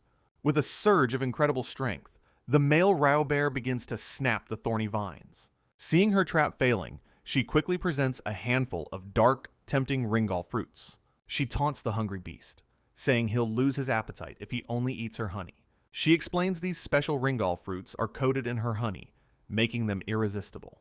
However, with a wicked glint in her eye, she reveals they are, of course, poisoned. With a confident flick, she tosses one of the poisoned fruits towards the trapped beasts. The female Raubear desperately flails, completely distracted by the tempting, poisoned fruit. With a wicked grin, Iris reveals that she still has 13 more of the deadly treats. The massive male Raubear lets out a pained roar, the potent poison finally taking effect. It slams its head against the ground, writhing in agony from the powerful ingested toxin. Iris looks on in complete shock, surprised her poison is actually working on the colossal beast. However, she notes its incredible resilience, as it remains standing after the usually fatal dose. Fueled by pain and rage, the monster begins to thrash wildly, its incredible power surging. Its body starts to glow with a furious energy as it glares at Iris with pure hatred. With a single, powerful flex, the colossal Raubear completely shatters her thorny restraints. Now completely free, it lets out a deafening roar, its rage now totally unrestrained. The enraged beast then charges directly towards her, its remaining thorny vines snapping away. However, Iris looks on with a strangely calm expression, unfazed by the monster's desperate charge. A brief memory flashes, a reminder of the long and arduous preparation she has undergone. She reveals she spent the entire last month preparing for this specific and inevitable battle. With a sly, confident smile, she brings a new special honey gem to her lips. She presents the glittering orb, and the charging Raubear immediately skids to a mesmerized halt. This, she explains with a dramatic flourish, is the true honey gem it has been craving. However, this gem is not for recovery. It is a deadly, concentrated poison, her ultimate weapon. With a theatrical gesture, she offers the deadly final course to the completely hypnotized monster. She calls it a final supper, a thank you gift for attending her deadly and elaborate ball. The colossal Raubear lunges forward, its eyes fixated on the sparkling, poisonous honey gem. With a powerful gulp, the monster catches and swallows the deadly bait in a single motion. A smug, triumphant expression crosses Iris's face as she crosses her arms in victory. However, the massive beast just stands there, seemingly unaffected by the potent poison. It then begins to greedily lick the vine that offered the gem, as if asking for more. Her confident smirk immediately vanishes, replaced by a look of pure, unadulterated shock. The Raubear then inexplicably turns its back on her, seemingly ignoring her completely. A small, unconscious, winged rabbit creature suddenly falls from the giant monster's thick fur. The creature lands beside her, and she wonders if the bear somehow detected the poison. She pinches her own cheek in disbelief, refusing to believe her ultimate plan has actually failed. The Raubear's giant tongue then descends, covering the small fallen creature in slobber. The camera focuses on the Raubear's massive, muscular back as it continues its strange behavior. Iris shields her eyes, completely embarrassed by the indecent view of the monster's rear end. Suddenly, with a massive thud, the colossal Raubear stumbles and collapses to the ground. The once mighty lord of the forest now lies completely still, its reign finally over. Iris stares in complete bewilderment as a glowing orb, the beast's spirit, floats before her. Before her very eyes, the massive creature's body begins to dissolve into particles of light. A deep blush spreads across her cheeks as she witnesses the strange and beautiful phenomenon. Her eyes are wide, with a mixture of shock, awe, and utter disbelief at what just happened. Looking down at her petals, she reflects on her identity as a supposedly normal all-round. Having defeated both monsters, she has unintentionally become the new lord of the forest. Suddenly, the air is filled with a loud, familiar buzzing as two giant bees appear. She looks up with a start, completely surprised by the unexpected and dramatic return of her companions. Her eyes widen as she realizes what this means, a new sense of hope dawning on her. To her complete disbelief, her entire loyal bee swarm returns, buzzing with excitement. As a reward for their loyalty and survival, she offers them a celebratory gift of honey. She is relieved to see that some of the survivors have managed to return to her side. She fantasizes about rebuilding her Forest Yuri society with her ever-growing group of female knights. Covering her mouth with a giggle, she watches the mysterious white bird circling high above. Elsewhere in the sky, Lufer soars gracefully alongside her bird. Familiar, a flower in its beak. The flock of white birds returns, circling her clearing as if drawn by a strange curiosity. Slightly annoyed, she notes their return, frustrated that she was unable to catch them before. One of the birds then drops a strange, glowing flower-like ornament down towards her. She gently catches the mysterious gift, observing its strange and beautiful craftsmanship. After delivering its strange present, the white bird once again soars away into the distance. Another bird then appears from a tree, dropping a small, unopened flower bud at her base. With her arms crossed, she begins to wonder if these strange gifts are a form of harassment. She realizes the bird is using nesting materials, interpreting these gifts as a strange challenge. She concludes that the white bird is simply a strange creature with even stranger habits. Now on the move, she glides through the forest floor with a new and determined purpose. As winter sets in, she notes the shorter days and lack of food for the hibernating creatures. Even her loyal bee companions are gone, having sealed themselves away in their hive for the season. A sudden flurry of action in the trees signals the harsh realities of winter survival. Her only remaining visitor in this lonely season is the mysterious white bird perched on a branch. A sudden thought strikes her as she observes the silent creature, her eyes widening with realization. A flock of other birds suddenly takes flight, yet her white companion remains completely silent. With a sudden jolt, a new and interesting thought occurs to her regarding the bird. She realizes that in all the time it has visited, she has never once heard it chirp. Remembering her own struggles with speaking, she touches her throat with a thoughtful expression. Curious, she calls out to the creature, asking why it is that it never makes a sound. The white bird is completely taken aback by her question, its face a mask of flustered panic. Iris looks on with a calm and steady gaze, patiently awaiting some kind of response. A quiet, snowy standoff ensues between the massive plant monster and the tiny, silent bird. She sighs, deciding it was foolish to expect an answer, and allows herself a smug smile. Just then, to her utter astonishment, the bird lets out a tiny, almost inaudible chirp. She stares in complete surprise as the bird, flustered, finally makes another small sound. However, the chirp is incredibly clumsy, and the bird immediately panics, realizing its mistake. She playfully critiques its performance, noting its singing is surprisingly unprofessional and not very good. A gentle smile touches her lips as she realizes the bird is just as awkward as she is. Leaning forward, she playfully asks the bird to sing for her one more time. The small white bird practices its chirping, slowly getting better with each attempt. Iris watches, wondering if her lessons are somehow getting through to the intelligent creature. However, the bird suddenly takes flight, startling her as it leaves the branch. She reaches out instinctively, calling for the bird not to run away from her. Watching it disappear into the sky, she quietly asks it to come and play again soon.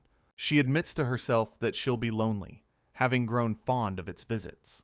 As the days grow colder, the forest becomes a quieter, more desolate place. Then, on the very next morning, a different kind of visitor arrives in her clearing. A thick, crystalline layer of frost has covered everything, signaling winter's true arrival. She looks down in a panic, worried that the biting cold will cause her leaves to fall. The thought of wilting away like a normal flower in the winter fills her with absolute terror. She reasons that as a nightshade plant, she isn't an evergreen and is vulnerable to the cold. But then again, as a monster, perhaps the normal rules of botany don't apply to her. She racks her brain, desperately trying to find a way to survive the harsh winter season. Her eyes widen as she observes how other forest creatures endure the cold.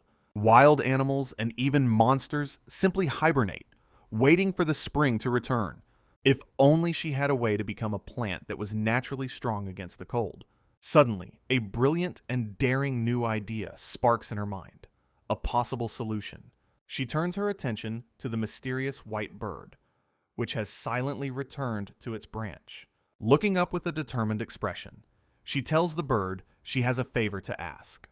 She asks the bird to fetch her a flower that can bloom in the bitter cold, explaining that such a plant would grant cold resistance, but none grow nearby. Since she cannot move, she desperately pleads with the bird, her only hope for survival. Without a single chirp, the bird takes to the sky, accepting the important mission. She watches it fly off, a silent promise hanging between them in the cold air. Just as promised, the bird returns the very next day with a special delivery. It has brought her a single, beautiful white flower that looks like a Christmas rose. By consuming it, she realizes it withstands extreme cold, granting her the same ability. With a grateful smile, she thanks the bird, confident she can now survive the winter. However, that very same day, an even more dangerous and unwelcome visitor arrives. A massive, unprecedented blizzard suddenly descends upon the entire forest landscape. Though melted snow provides water, the sheer volume of this storm is overwhelming. She finds herself trapped in the middle of the raging blizzard, completely helpless. This is no ordinary snow. It's a once-in-a-decade superstorm, relentless and deadly. She panics, realizing if she's buried, her new cold resistance will be completely useless. The snow piles up faster than she can possibly clear it, burying her alive. Trapped and unable to move, she can only watch as the snow continues to fall. Despair sets in as she curses her plant-like nature and her inability to escape. Exhausted and overwhelmed, she feels her consciousness begin to fade into the white void. Giving into the cold, she whispers a final goodnight as her world goes dark. Drifting in the cold darkness, her consciousness slowly begins to return from the brink.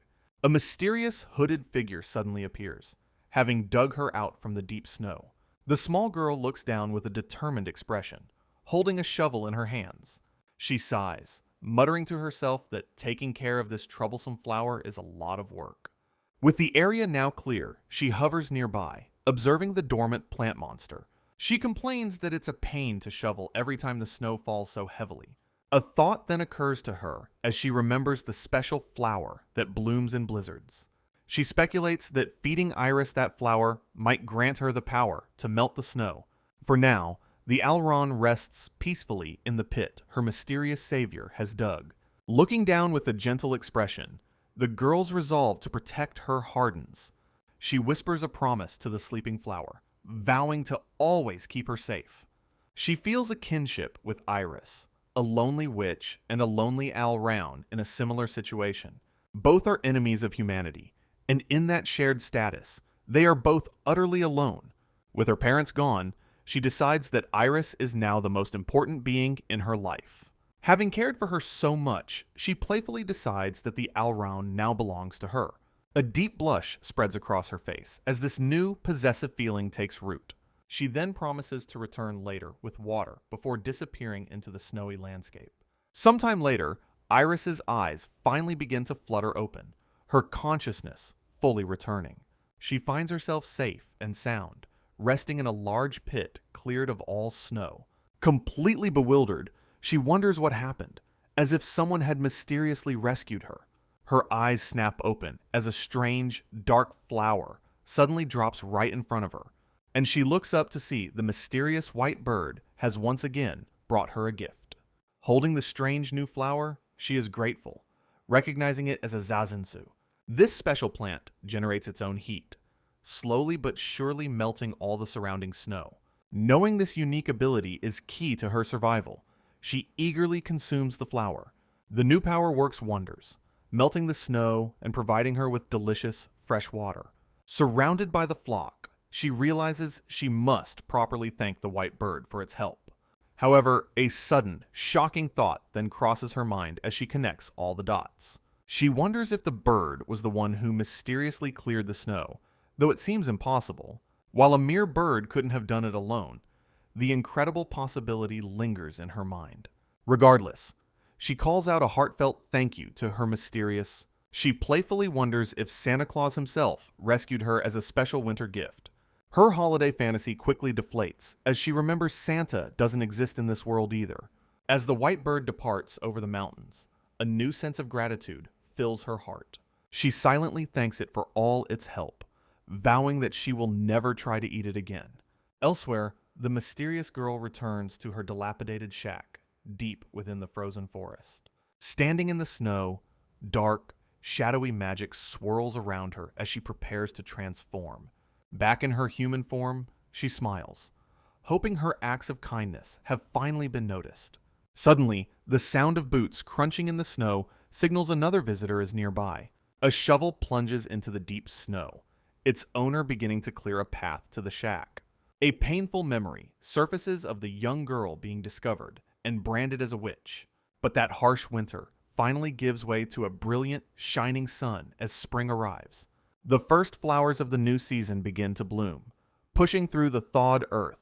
Water drips from the branches as the last remnants of the long, cold winter melt away. Iris stretches happily, knowing the season of paradise for plants is just around the corner. A brilliant, sparkling smile lights up her face as she soaks in the warm sunlight. With the snow finally gone, the vibrant life of the forest begins to stir once more. And so, a new chapter begins in the diary of the plant monster girl.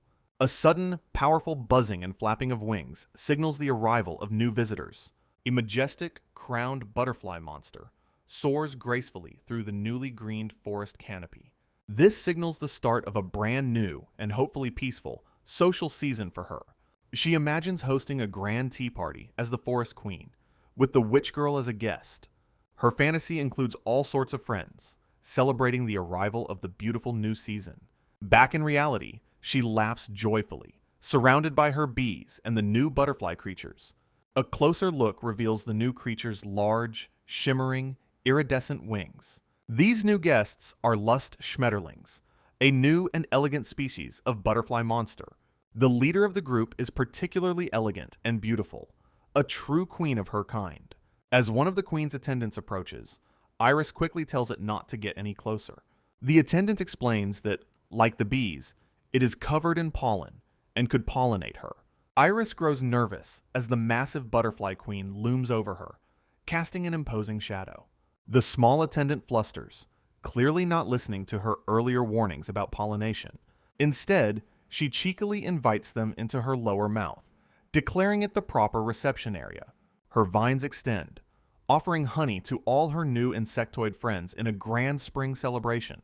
However, this joyous and peaceful moment is destined to be short-lived, as a new threat appears. A sudden foreboding sound echoes through the trees, shattering the tranquility of the clearing. The ground trembles with the heavy, rhythmic thud of approaching footsteps, shaking the very earth. Something massive crashes through the undergrowth, its immense power on full display for all to see. She and her companions turn in unison, their attention now completely fixed on the new arrival. Her eyes widen slightly as she finally sees the creature that has disturbed her peaceful party.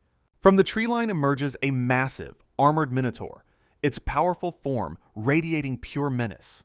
She realizes that while smaller than the Rayo bear, this foe is a demon and cannot be underestimated. Unlike simple monsters, demons possess human-level intelligence and can even wield powerful magic. The insignia on its helmet confirms her worst fears. It is a soldier of the Demon King's army.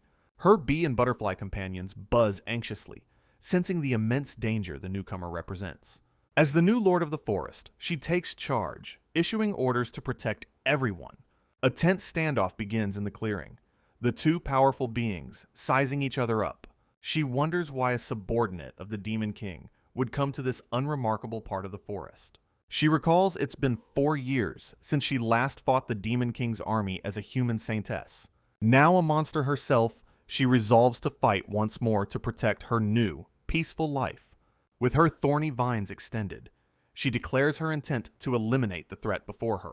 In response, the powerful Minotaur raises its massive axe, preparing to strike a decisive blow. It brings the weapon down with incredible force, easily cleaving through her thorny defenses. Her sharpest vines are shattered to pieces by the sheer, overwhelming power of the axe. A bead of sweat forms as she realizes the immense and terrifying strength of her opponent. She quickly creates a thick barrier of thorns, knowing it's too dangerous to let it get closer. The Minotaur stomps its foot, sending a powerful shockwave rippling through the ground towards her. Her entire thorny barricade is instantly obliterated by the powerful, ground-shaking attack. Undeterred, she quickly ensnares the demon's body with another volley of her thorny vines. However, the attack proves ineffective, as its thick armor protects it from her piercing thorns. Realizing her physical attacks are useless, she prepares to unleash her most potent weapon. With a powerful burst, she releases a massive cloud of her debilitating poison pollen. The fearsome demon is completely enveloped in the thick purple cloud of poisonous spores. However, it expertly uses its large axe to create a whirlwind, deflecting the poison cloud. The Minotaur stands completely unharmed, the poison mist swirling harmlessly around it. She realizes its massive axe is not just a weapon, but also a shield against her poison. Seeing an opening, the demon once again brings its massive axe crashing down towards her. She warns it not to swing the axe, a desperate gambit in the face of certain defeat. Ignoring her plea, the Minotaur continues its powerful downward swing without hesitation. Just as it attacks, she unleashes another, more concentrated blast of poison at point-blank range. The direct hit sends the beast reeling, its face contorted in agony from the potent toxin. The poisoned Minotaur stumbles backward, struggling to maintain its balance after the direct hit. Believing she has finally won, Iris lets out a triumphant shout, celebrating her victory. However, the resilient demon manages to stay on its feet, fumbling for something in its pouch. Her celebratory expression vanishes, replaced by one of pure shock as she realizes her mistake. The Minotaur quickly pulls out a small glass vial containing a strange, glowing liquid. Without a moment's hesitation, it drinks the entire contents of the vial in a single gulp. Completely stunned by this turn of events, she can only stare in utter disbelief. As the empty bottle clatters to the ground, she realizes it must have been an antidote. Now fully recovered, the Minotaur scoffs, calling her use of items a cheap trick. Renewing her attack, she sends her thorny vines lashing out, but the demon charges forward. It easily stomps through her thorny defenses, its advance completely unstoppable and relentless. Changing tactics, she sends a single, smooth vine slithering across the ground to trip it. The Minotaur looks down in surprise as the unexpected vine wraps tightly around its ankle. With a powerful tug, she sends the massive demon crashing to the ground, completely off balance. Seizing the opportunity, she uses plant generation to create a new, monstrous man-eater flower. This new creation looks even more potent, with strange, mushroom-like growths on its petals. Her plan is a success, as the new flower releases its own poison directly at the downed foe. The Minotaur gasps and chokes, its body convulsing as the new poison takes immediate effect. Finally defeated, the powerful demon now lies completely still on the forest floor before her. Looking over the fallen warrior, she sighs, admitting it was a very formidable opponent. Before consuming the defeated foe, she notes the battle has left her malnourished. But a sudden glint of curiosity shines in her eyes as a new idea forms. Her vine reaches out, deciding to search the Minotaur's pouch for any useful items. Inside, she finds potions and a strange drawing of a small hooded human girl. She wonders why the demon was searching for an old woman, completely baffled by the discovery. The idea that the Demon King's army is capturing young women is a confusing and unsettling thought. Just then, the perfect person to answer her questions suddenly arrives in the clearing. However, it is an entire troop of demons, a full party of soldiers and beasts. With a confident smirk, she declares that it is now time for the second round to begin. The new Minotaur leader kneels, checking on his fallen comrade with a solemn expression. The entire demon army then turns its attention towards her, creating an intimidating standoff. The one-eyed leader glares at her, his expression a mask of pure focused determination. The heavily armed demon troop begins its slow, menacing advance towards her vulnerable position. A bead of sweat rolls down her face as she realizes the true gravity of her situation. A mysterious voice then declares that she looks both delicious and incredibly beautiful. Suddenly, the Minotaur leader's body erupts in a powerful, swirling vortex of brilliant flames. Her eyes widen in pure, unadulterated shock as she stares at the fiery display. She immediately recognizes the immense power of the demon's devastating fire magic. Surrounded by the intense heat, she despairs, realizing she has no chance of winning this fight. After all, as a plant monster, she is naturally and fatally weak to the power of fire. The demon army stands ready, its powerful leader still wreathed in menacing flames. The Minotaur leader then angrily accuses her of killing one of his trusted companions. He introduces himself as Shiro and gives her an ultimatum: become his subordinate. She breaks into a cold sweat, realizing that if she refuses, he will surely burn her alive. Completely taken aback by the demand, she can only stare in stunned disbelief. The lesser bull monsters under his command growl, awaiting their leader's next order. She then realizes their true objective might be her delicious and highly prized honey. She considers surrendering to save her life, but it would mean a complete loss of her dignity. The choice is clear: pledge her life and body as collateral, or face certain death. Her monstrous maw droops with indecision, her options dwindling with every passing moment. Overwhelmed by fear and uncertainty, she squeezes her eyes shut in utter despair. However, her eyes suddenly snap open as an unexpected sound draws her attention. To her astonishment, her loyal bee and butterfly companions swarm in front of her protectively. Her insectoid army stares down the demon troop, their resolve unwavering despite the danger. She stares in wide-eyed shock, completely stunned by their brave and selfless intervention. She addresses her loyal bees and the butterfly queen, her voice filled with disbelief. She knows they should flee, as a single touch from the fire, magic would incinerate them instantly. And yet, despite the overwhelming danger, they still came to her aid without hesitation. Tears of pure gratitude begin to stream down her face, touched by their incredible loyalty. Inspired by their bravery, a single vine rises from her base, her will to fight reignited. Her vine lashes out with incredible speed, but the Minotaur leader easily deflects the blow. With a determined glint in his eye, he accepts her challenge and prepares for battle.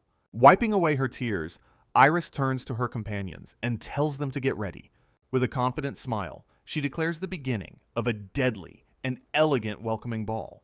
And so, the 11th chapter of her new, monstrous life in the forest truly begins. She explains the rules are simple. The one who can dance the longest will be the victor. Surrounded by her loyal army, she demands to know what business the demons have in her forest. Shiro explains that while they had business nearby, their new mission is to capture her. She questions their presence in this territory, and they confirm they are here for a plant monster. Realizing their path leads to Armin's village, she knows she has no choice but to fight. With a silent declaration, the curtain rises on the deadly and chaotic battle ball. She immediately unleashes a massive, swirling cloud of her most potent poison pollen. The thick, purple mist billows forward, threatening to engulf the entire demon army. However, the demons use their axes to create a powerful whirlwind, deflecting her attack. At the same time, her loyal bee swarm charges forward, their stingers poised and ready. A chaotic melee erupts as the giant bees engage the demon soldiers in a furious battle. The sheer number of bees successfully overwhelms the demon troop, creating an opening. She realizes her swarm is successfully dividing the enemy forces and entrusts them with the task. At the same time, the majestic butterfly queen prepares to unleash her own powerful attack. She releases a glittering cloud of scale powder, a direct assault on the Minotaur leader. The Minotaur hardens his body, easily deflecting the butterfly queen's glittering scale powder attack. The sight of the forest's defenders working together is an impressive and formidable display of power.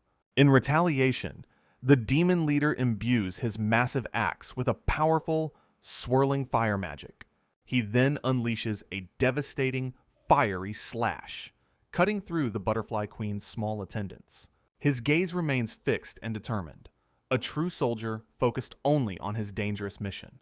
A single tear escapes Iris's eye as she witnesses the brutal and overwhelmingly effective attack.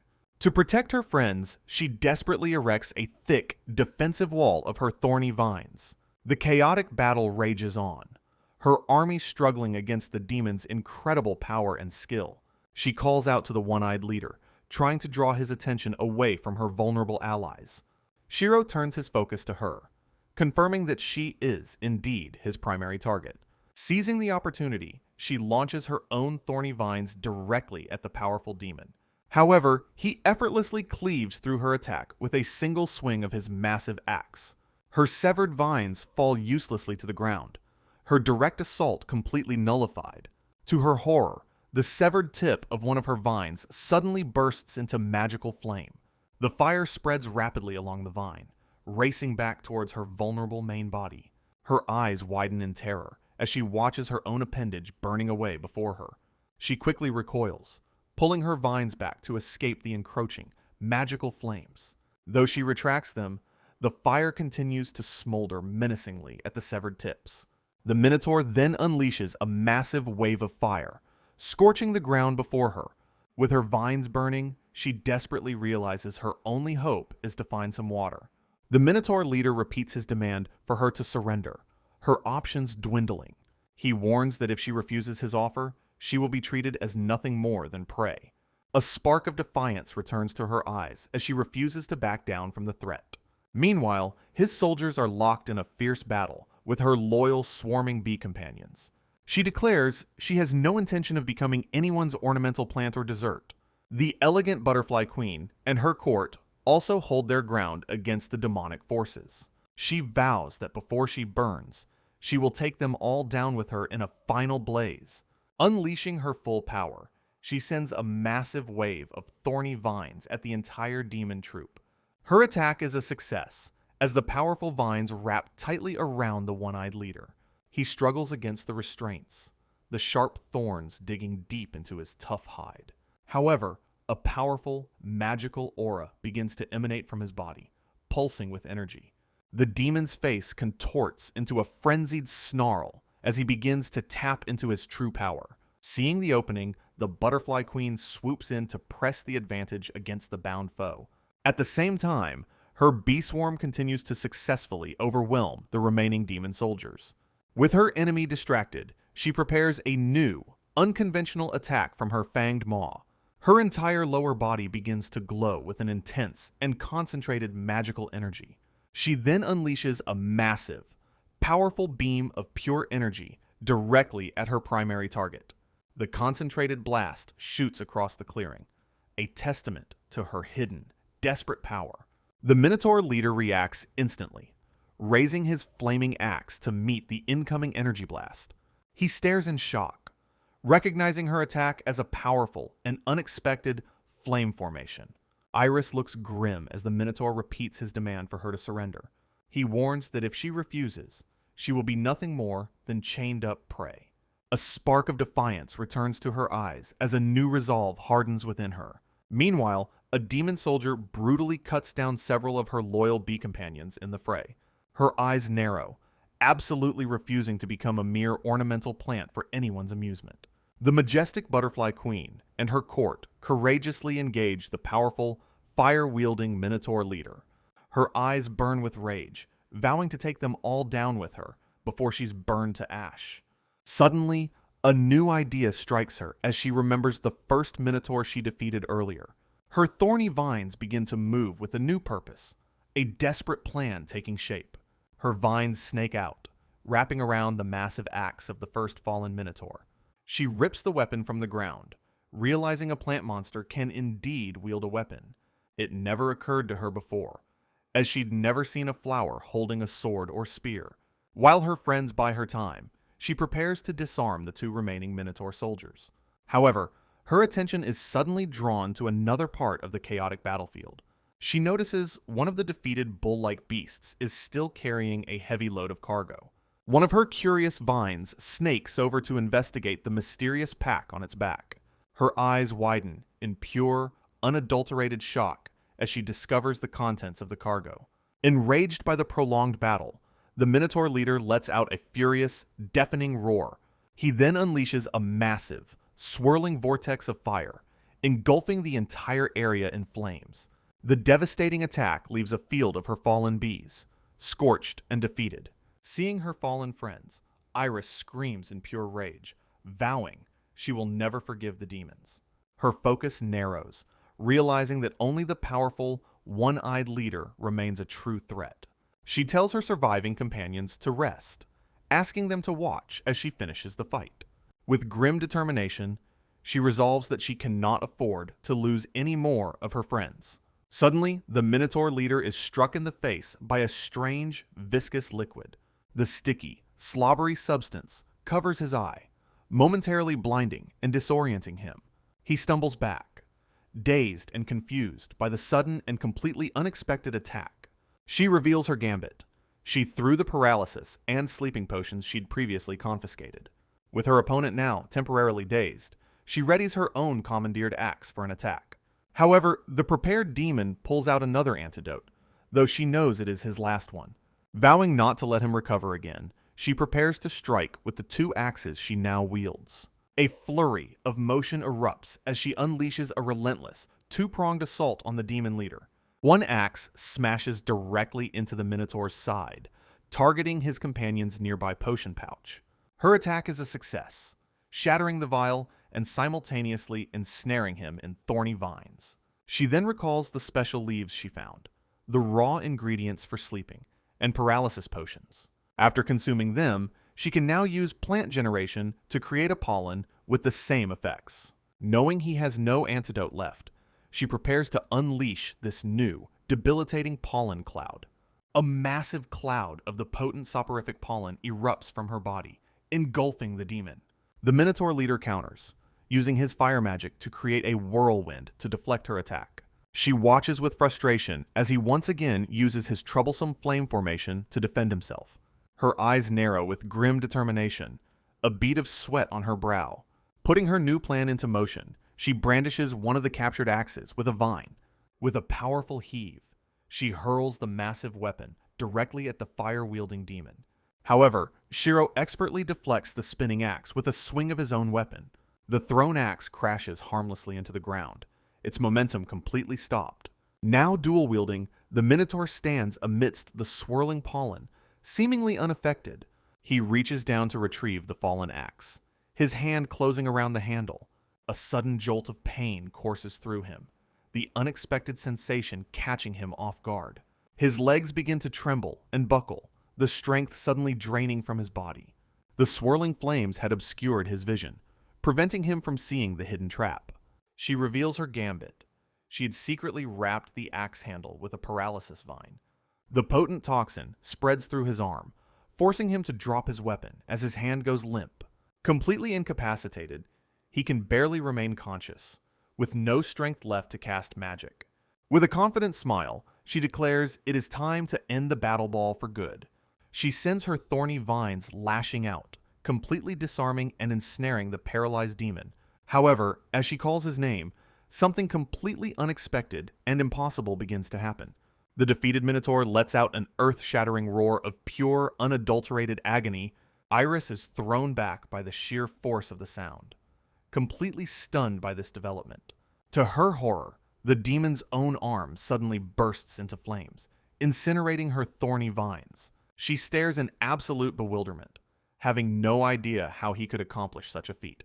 The demon burns off his own arm to escape her vines, an act of unbelievable desperation. Iris watches in horrified silence, a bead of sweat tracing a path down her cheek. The flaming, severed arm is then hurled like a projectile through the air. It crashes into a nearby tree with a sickening thud, immediately setting it ablaze. His final desperate act was a suicide attack, igniting a devastating forest fire. Her eyes widen in absolute terror as she realizes her entire home is about to burn. The flames spread rapidly through the canopy, threatening to engulf her and everyone else. A new chapter begins, seen through a lonely window on a dark and foreboding night. A flashback shows the young witch girl, Lufer, looking out at the moonlit forest. However, she is tied up, a prisoner left asleep on the cold, hard floor of a barn. She remembers being discovered by angry villagers, who branded her a witch and a monster. As they locked her away, her desperate pleas for them to stop were completely ignored. Even now, the memory of being bound and helpless remains a vivid and painful trauma. Back in the present, embers from the raging inferno begin to rain down on the clearing. Iris watches helplessly as the devastating fire consumes the trees around her. This is a catastrophe. The entire forest, her home, is on the verge of total destruction. The wall of fire closes in, and her small insectoid friends are still in mortal danger. While her forest companions begin to flee the blaze, she is trapped and unable to move. She screams in frustration, cursing her plant-like nature that roots her to the spot. However, she resolves to find a way to stop the fire before it spreads any further. Putting her desperate plan into action, she sends her vines shooting out with renewed purpose. Her powerful vines wrap tightly around the trunks of the surrounding trees, anchoring her in place. With a powerful and determined shout, she prepares to execute her desperate last-ditch maneuver. The massive trees are violently ripped from the ground, their roots tearing through the earth. All the while, the devastating forest fire continues to crackle and spread with alarming speed. She then uses the uprooted trees to create a firebreak, moving them away from her position. A sudden splash of water erupts from the roots, a welcome sight amidst the encroaching flames. Using a captured axe, she quickly severs her own burning vines to stop the fire's advance. The immense effort leaves her panting and covered in sweat, completely drained of energy. Luckily, there is little undergrowth around her, as she had already eaten all of it. However, the danger is far from over as hot embers begin to rain down from the sky. Wielding the two axes, she frantically swats away the falling embers like a mad juggler. The trees she moved to create the firebreak now burn violently, a raging wall of flame. In time, the fire passes, leaving behind nothing but the blackened, smoldering husks of trees. Breathing a heavy sigh of relief, she realizes she has survived the dangerous and close call. She reflects that if the flames had spread any further, she would have been completely incinerated, completely drained from the ordeal. She lets out a massive yawn of pure exhaustion. But her moment of rest is shattered as her eyes snap open in sudden and renewed alarm. From the edge of the smoldering clearing, a new and unfamiliar figure slowly begins to approach. A single, sharp sound cuts through the smoky air, heralding the newcomer's deliberate arrival. Her eyes widen in shock as a single, surviving demon soldier suddenly appears before her. The remaining minotaur turns and flees into the dense, smoldering woods without hesitation. It continues its desperate escape, glancing back for a brief moment at the plant monster. Furious, she declares that she will not allow the last one to escape her grasp. With a powerful heave, she hurls both captured axes, spinning through the air after it. However, the axes miss their mark, crashing into the trees as the demon vanishes from sight. With the enemy gone, the forest clearing falls into an eerie and smoky silence once more. She sighs, admitting that the demon escaped, and chasing it down would be impossible for her. Her expression hardens as she begins to seriously consider the Demon King's army and their purpose. She puts a hand to her chest, deeply contemplating the true reason for their sudden appearance. She recalls that beyond this forest lies a fortress town that was once a major front line. During her time as Saintess, that fortress was a key defense against the Demon King's forces. Though she's worried, she knows there's no way for her to learn what's happening outside the forest. A tear forms in her eye as she considers the dreadful possibility that the fortress has already fallen. She thinks about the escaped Minotaur, realizing it would be disastrous if it got away with information. Looking over the charred remains of the forest, she desperately hopes the demons will not return.